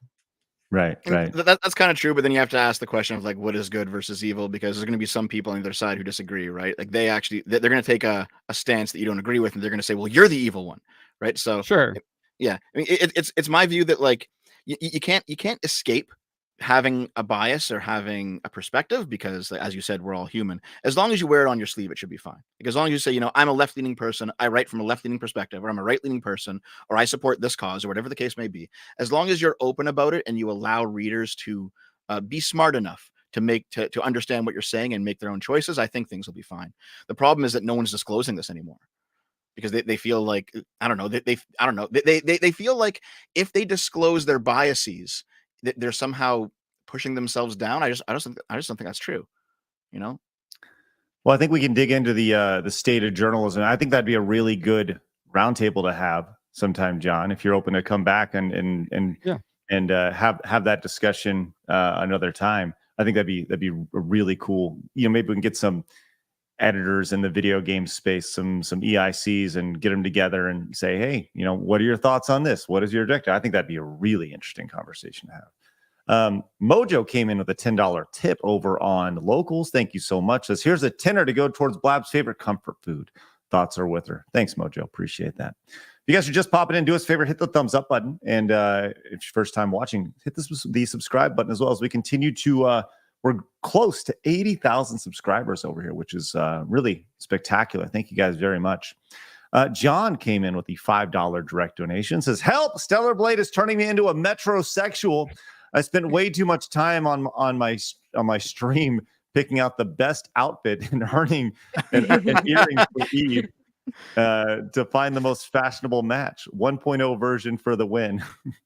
Thanks, John. Appreciate your fashion consciousness. All right, let's continue with this. Then we'll kind of move forward. So what do we got? What do we got, Dev? I'm good to go. Yeah. Okay. What do we got? So sorry about not being prepared. Just this is like a short notice thing. Yeah. 100%. Yeah. Do your thing, buddy. Yep. So this is basically what we're going to be looking at, this sort of thing, right? So, oops, that's the wrong window. Okay. So, oops. This is a comic from Lo Ping. Wow, from Sony, just like my Netflix series, and it has that one kind of grotesque sex scene, a mocap sex scene in Last of Us 2, and then Sony screaming censor it when it's 2D titties, right? Right. Sony seems to be one of the primary drivers in video games doing this sort of thing right now. And yet someone in the chat mentioned this is a Senran Kagura game. Senran Kagura is definitely a victim series in this conversation. So Senran Kagura is basically just a game about cute anime girls doing cute anime girl things. They jiggle and bounce around. It's a pretty fun game, but it's very obviously meant to titillate. That's the point of the game, right? And it is rated appropriately. And if you were ever to tune in to any of these outlets, like Kotaku, for example, let's see how long it takes Senran Kagura to make you uncomfortable. They always kind of shit on games like this, even though if you look at games that have sexual themes in other contexts, they're considered very empowering, right? But if it's an anime girl being not even that sexual, just kind of cute, it makes you uncomfortable, right? There's an obvious bias here, and the bias goes against the things, frankly, that nerds like. Well, of course, it's been well established many times, yeah. And so you have this was back in 2018. I've been saving stuff like this for a huge video on this for years. This is just a selection of things. Sony Japanese president, new censorship policies on sexual themes are to meet global standards. So basically Sony came out and said, hey, listen, we don't really care if there's certain types of sexual content or gender bendy content that is allowed in Japanese culture. The global culture requires a certain standard, so we're going to adhere to that instead. By the way, the global culture they're referring to is just very far left progressive culture. That's what they're referring to here. That's what they mean when they say meet global standards. They refer to basically Western progressive culture. Mm-hmm. So how does this all tie into Mario Thousand Year Door? Right. So, hold on. Is it this one?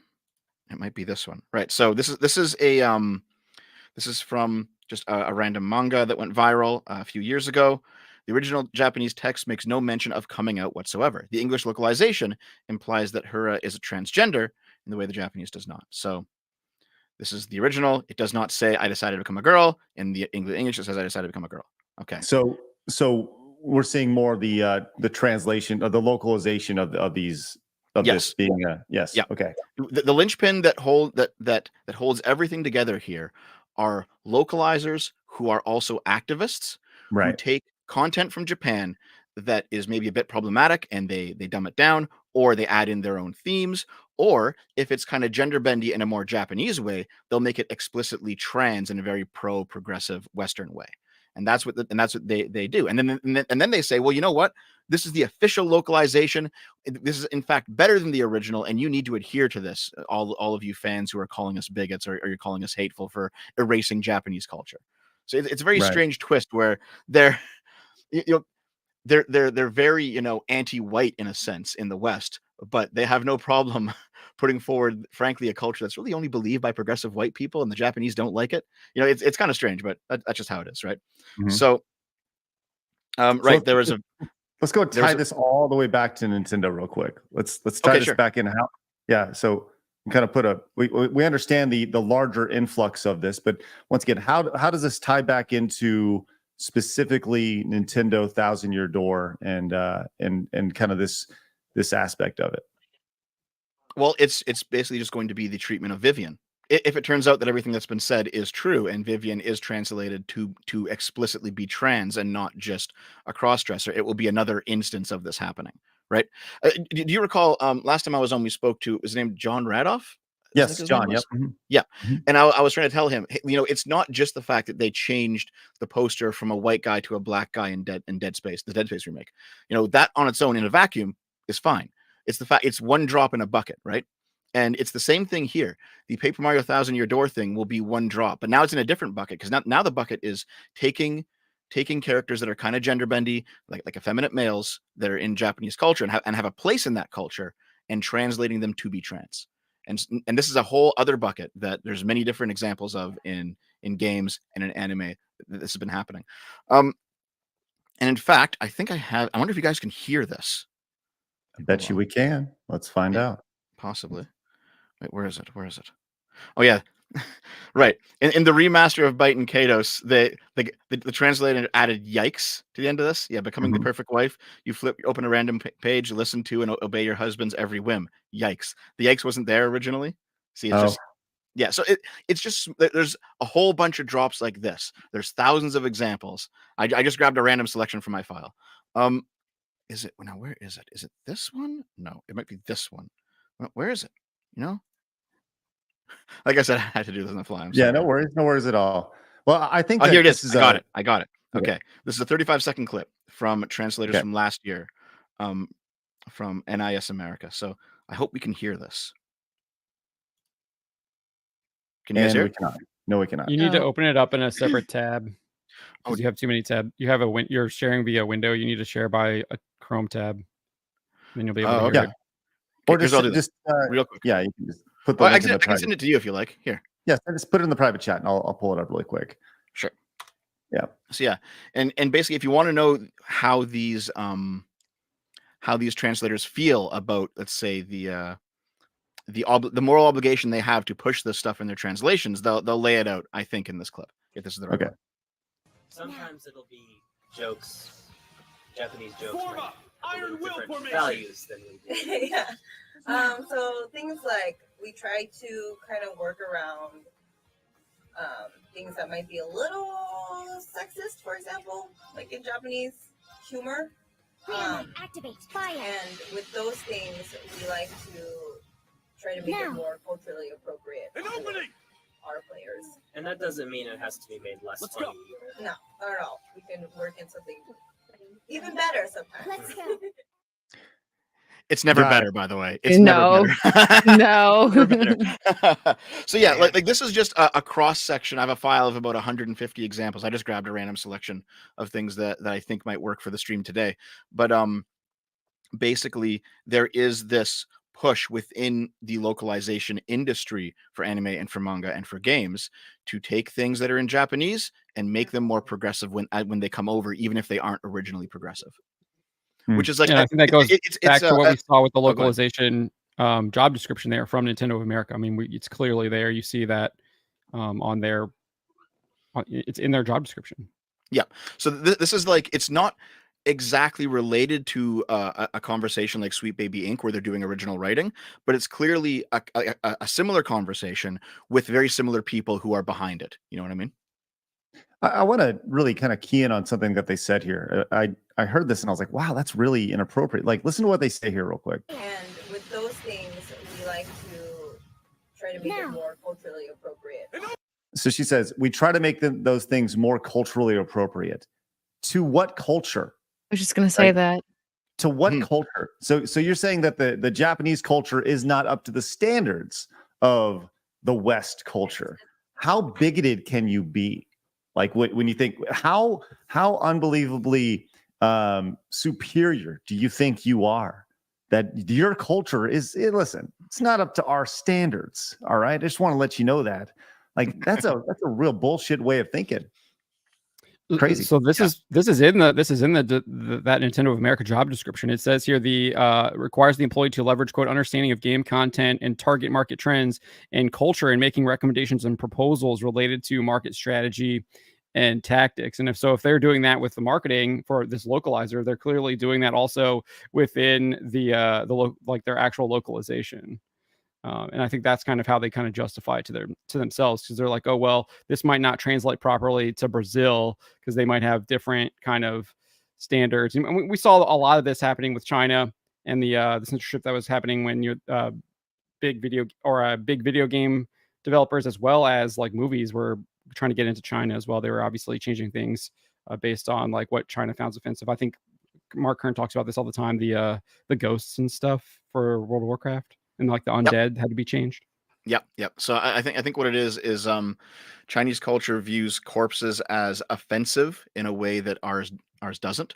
And so when someone dies in World of Warcraft, they have like a tombstone instead of a body, and they had to cover up like certain bits of gore on the undead characters. Like it was all stuff like that, right? Right. So there's actually like, I think, a decent idea behind this, but it's been twisted and warped into kind of pushing the, like what Dev calls the progressive, what I would call woke ideology. Right. Yeah. And also, I think recently, I don't know if any of you guys have played Final Fantasy 16, but there's a gay couple in that game, in the story of that game.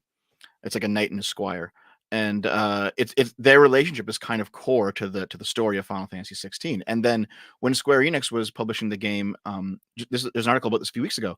I don't think I have it on hand, but they were publishing it in Saudi Arabia. And in Saudi Arabia, the government there said, "Listen, you need to take out this relationship from the game." And Square Enix said, "No, we won't." And then they couldn't publish the game in Saudi Arabia. So you do have a situation where I think we can give a round of applause to developers who have an artistic vision and they stick to it despite the objections of certain, let's say, more repressive cultures around the world. But that also has to apply when things are being translated into English by these activists who are changing things for their own purposes. It's the same problem, right? If you're adding trans characters in a translation, it's the same thing as removing gay characters when you go over to the Middle East. Both of them are unacceptable to me. Well, Dev, appreciate your insight on this today, man. It's definitely a rabbit hole I didn't expect to go down, but I do think it would be interesting to have you on to just go through every single one of your slides and like, here's an example, and it's just to beat you over the head with the insanity of the video game. Insanity. Well, yes. If you don't mind bringing up that video one last time. Sure. The guy who posted it. Yes, the one that we just watched, the 30-second video. Yeah, the guy who posted it is named Dimitri Monroe Z. Like I have like a personal beef with him, but that's fine. He actually makes really good videos on this topic specifically because he is in fact a feminine male who has been, not just in terms of games, but in real life, pushed to be trans by activists. Because he's like a girly looking guy, and he has occasionally had sex with men, with more masculine men, and so people are saying, no, you're trans. He's like, no, I'm not. I'm just a femboy. It's like, no, you're trans, and so people have been pushing him this way. So he's made like an entire video series about how this happens in media, and also how it happens to gay people, and also to tomboys going the other way to become trans males. He has like this series on how it happens to people in real life too. So I can't show for him enough. Despite our personal disagreement, his videos are actually very good. And if you want like the deep dive, he's definitely done it before. Well, I will say this: if he's had relations with men, I have news for him. He's gay. So okay. That is everything I've collected real quick for this on impromptu for this topic today. Dude, I appreciate you popping in, man. And we'll continue on, but I'll sync up with you later on, and we'll see what we can do to get the rest of that squared up, man. Thanks so much. Yeah, sure thing. It was nice meeting you, John, and it's good to talk to you again, Wicked. I'll see you guys later. You too. Bye, Dev. Yep. Bye. Talk about a side quest there, huh? Yeah, really. That's what Dev does. Oh boy. All right. So you have to have rewards for side quests now. You gotta have right. Get a cookie or something. Get some XP on the way here. Okay, so let's put a bow on that story here. The 1,000-year door story. John, what's your overall thoughts on this? Deb went down a real deep rabbit hole there that, well, I'd say started to go down the deep rabbit hole, right? Do you had the story about Nintendo posting all the DEI stuff. Do you think that's a result of pressure from Nintendo of Japan on Nintendo of America, or do you think that's Nintendo of America making their own decisions because they're based in Seattle and Looney Tunes land? I think that yeah, I think he talked about the 2018 global morals or whatever it was called there. I think that's pretty much where a lot of that stuff is coming from. And you see it infecting all kinds of different companies. Doesn't matter what products they're creating, whether it's video games, whether it's movie studios, whether it's like, I don't know, craft, like making mac and cheese and stuff. Like you see it across the board. We saw, what was the guy's name? Larry Fink literally talks about how he's got to force this in all the companies that he invests in. BlackRock CEO back in 2017 at the New York Times Book Deal Summit. So I think that's where a lot of that stuff is coming from. It's coming from a lot of these big money men, money managers, investors are obviously trying to push this ideology, and are doing it.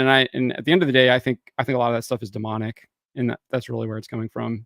That's my personal opinion. Wicked, your thoughts on this whole thing?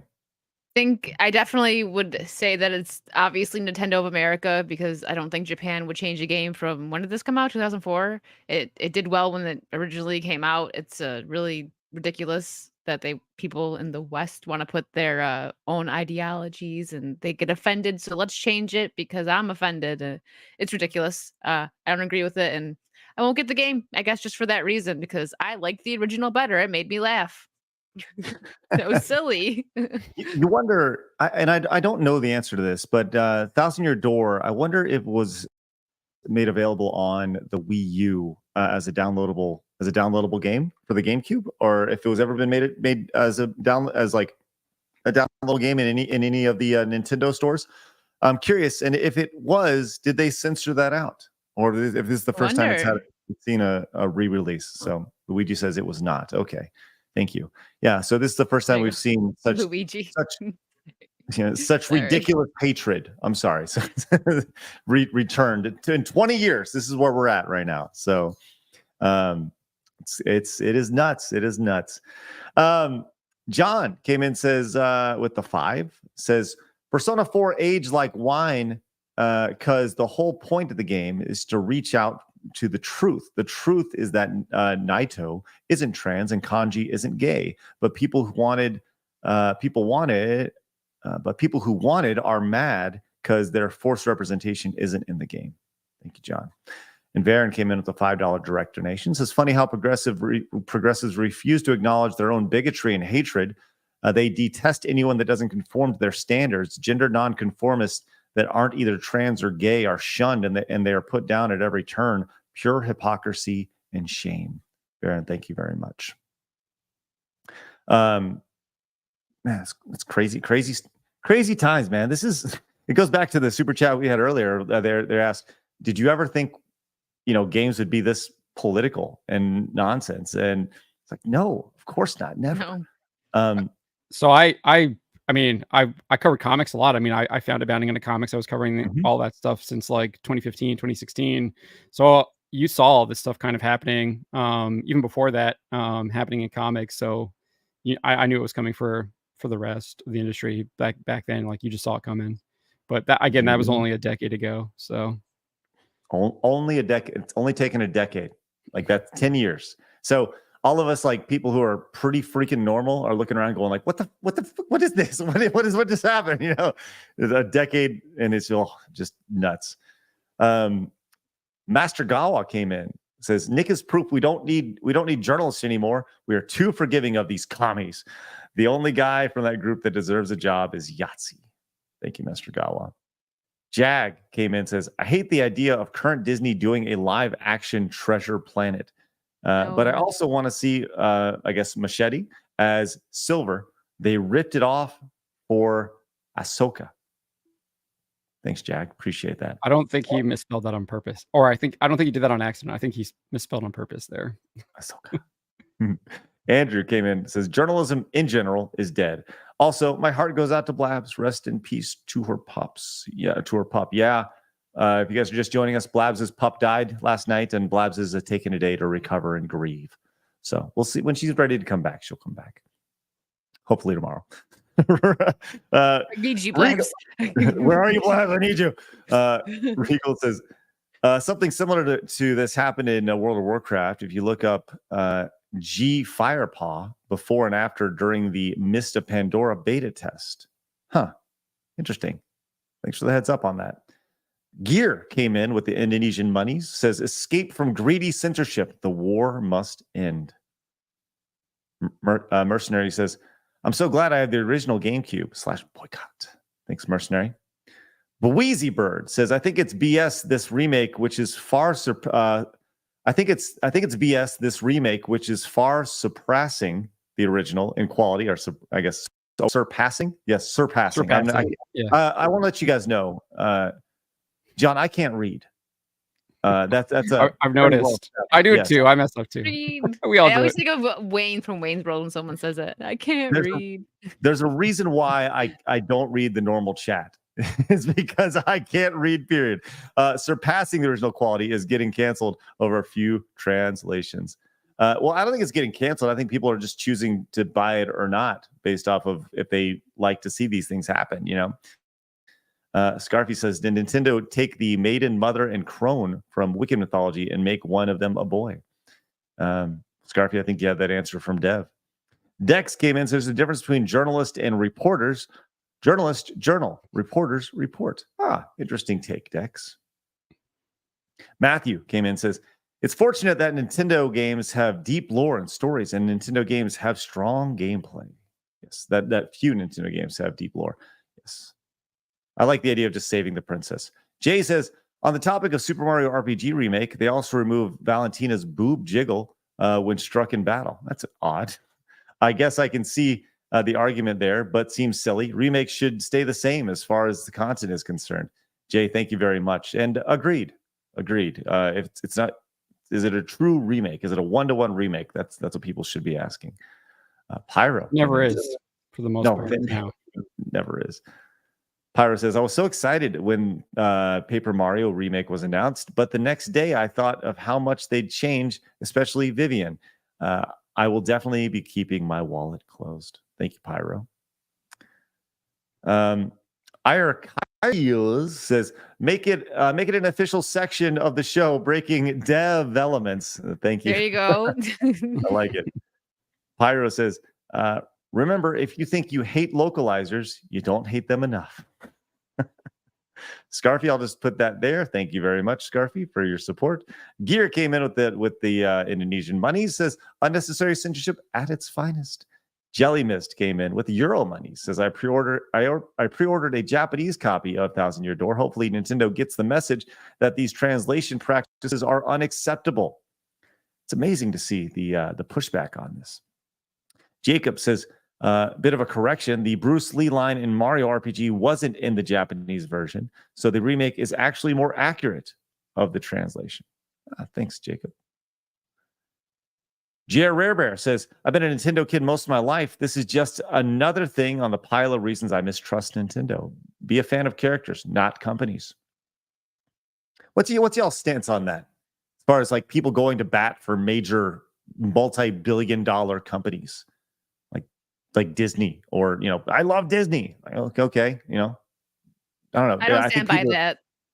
Yeah, go ahead. I think because there's Disney characters I love. My favorite movie is the original Lion King. I love the original Lion King movie. I like, Peter Pan, old Disney movies. I absolutely love that stuff. But current Disney is crap. But I still think if you want to go to take your kid to a park or something, or you want to go to one of the parks because you want to enjoy the stuff that you did, before they ruined it, like certain parts of Disney that you like, that you should be able to do that without getting, any crap for it. But no, you don't have to support Disney now. Like, I love Disney, because I don't love Disney now, but I love old Disney.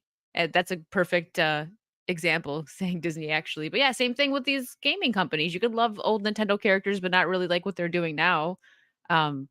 This to me is just the silliest thing ever that they're doing that with this character. Like, imagine people get that upset over something not being the way they want it to be, that they got to change a character. Like, I couldn't, these people live in this world where they're just always so mad, and I can't relate to that. That's got to be exhausting, honestly, to just get mad over everything.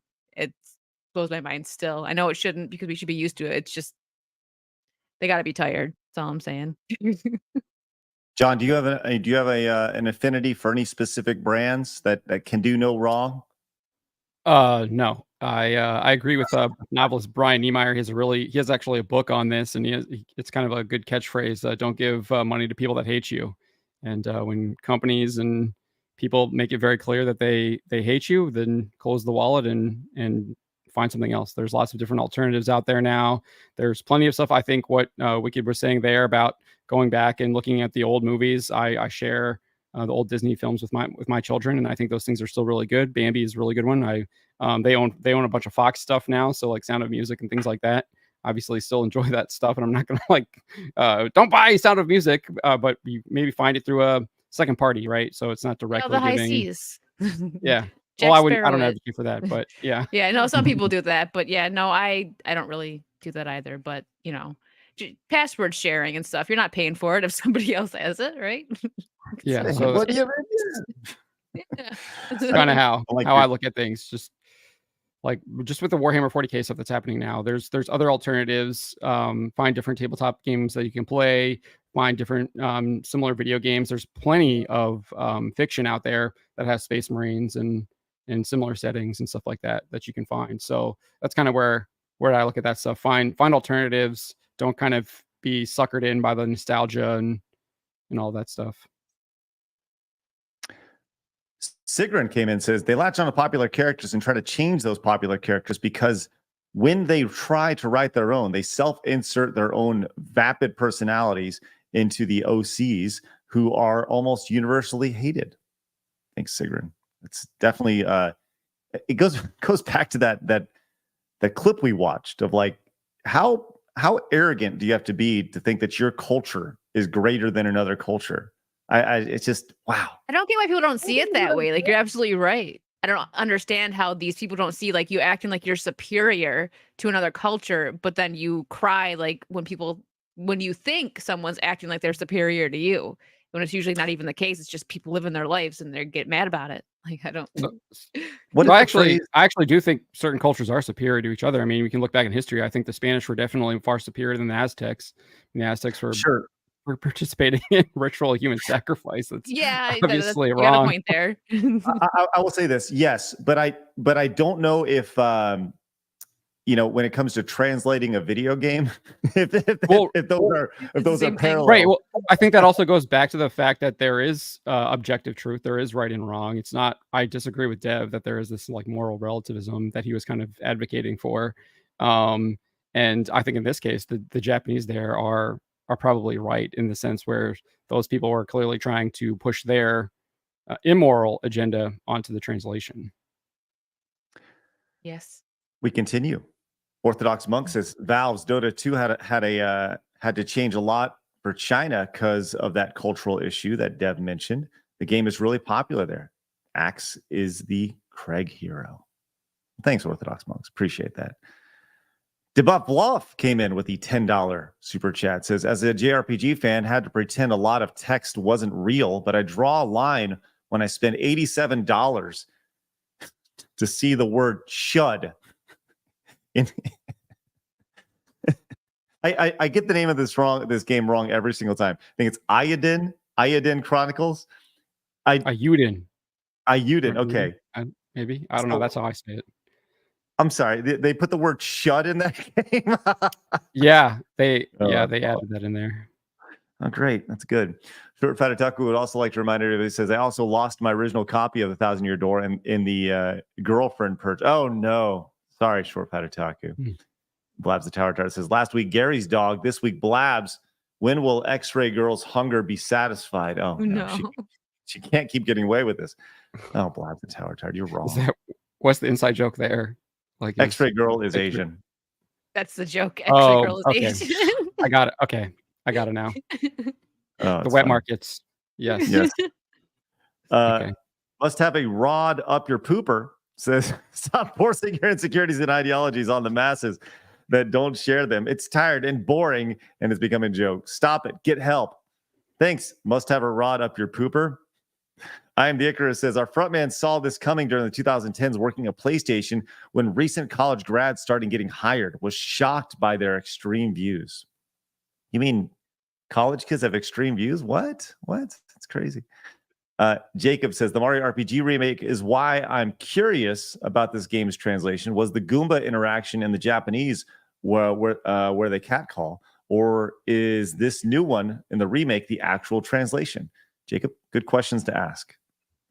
Worthy One says, they have no idea how much retro gaming is about to blow up. If you think retro gaming is already popping off, just wait. What's your thoughts on that, John? Do you think that we're seeing a big influx of people playing games that they either have in their Steam library or maybe on their own home consoles? Do you think we're going to see retro gaming revival here in the next year or two? Oh, we're already seeing it. I mean, the video game companies see it too. That's why they're doing these quote unquote remakes, right? Because their older games are better than the new games that they came out with. So they're trying to update them, and then they're obviously some of these bad actors are using them as vehicles for their propaganda. But I definitely feel like that is going to be on the rise. I think just look at all the emulators and things like that people play the old games that they maybe they didn't play with those old systems. I definitely think that is something that is going to go through the roof, and I think that's something Nintendo has already kind of been aware of. They're leading that charge. They did that whole SNES kind of retro console that they were selling that comes with all the games on it. So I feel like that is definitely something that you're going to see moving forward. I think one of the big questions you always see kind of coming up with next gen console dev is backwards playability, because people want to play their old games. And I think just looking what I talked about earlier is what are the top games that people are playing, the top sellers. It's GTA 5. It's Call of Duty. It's like these games, Skyrim, these games that are a decade old that are still selling, that people are still wanting to play, that have kind of replayability, and you can have good stories, have good game mechanics, and you're not being kind of bombarded with political agendas. We've gone a little long today. Dev pushed us a little bit long, but we're going to finish up these super chats, and we'll wrap up here. Guys, I appreciate you guys joining us today. Wicked, John, you guys have been great.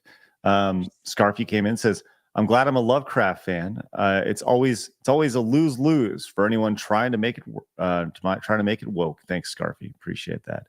And Trash Talk came in, says, personally, I think they want to go full digital because they lose money when people buy from a third party like eBay or Amazon, where you can just buy it used. I think there's a lot there for sure. Mercenary came in with the $1 direct donation, says, YouTube won't let me say anything anymore in your chat to you in the chat. I've been banned to send you money on YouTube anymore. What? And groups like this are why I feel like they will radicalize others. Thanks, Mercenary. Wait, Shiny King came in with the 5. I don't know. Shiny King came in with the 5, says, Texan culture is best culture. Prove me wrong. Spoilers, you can't. Thanks, Shiny King. You guys should come on down to Texas and see what it's like. It's great. Blake says, I'm not a dog person, but losing a pet is like losing family. The G2s wish you the best. Thanks, Blake. Appreciate that over on Rumble. And Short Fatataku Dev came in and says, wait, John, I wasn't advocating for moral relativism. I was describing it because the activists believe it. I personally love Western culture and morality. Thanks, I misunderstood then. Listen, it's impossible. It's impossible to understand everything that's going on. If you misunderstand, yeah, it's crazy. Sigrun came in and says, if you can't acquire Death Battle and or Screw Attack, would you try making a new copyright safe version under your flag? Like I said, I'm so focused on what we're doing right now, and the Screw Attack stuff would have been great, but if it doesn't happen, it doesn't happen. So, and Blabs Tartar says she's Asian. That's the joke. Wicked Virtue 2024. Here we go. It's okay. All we right. work together. I can say it. All right, I got a song to sing. It's a good joke.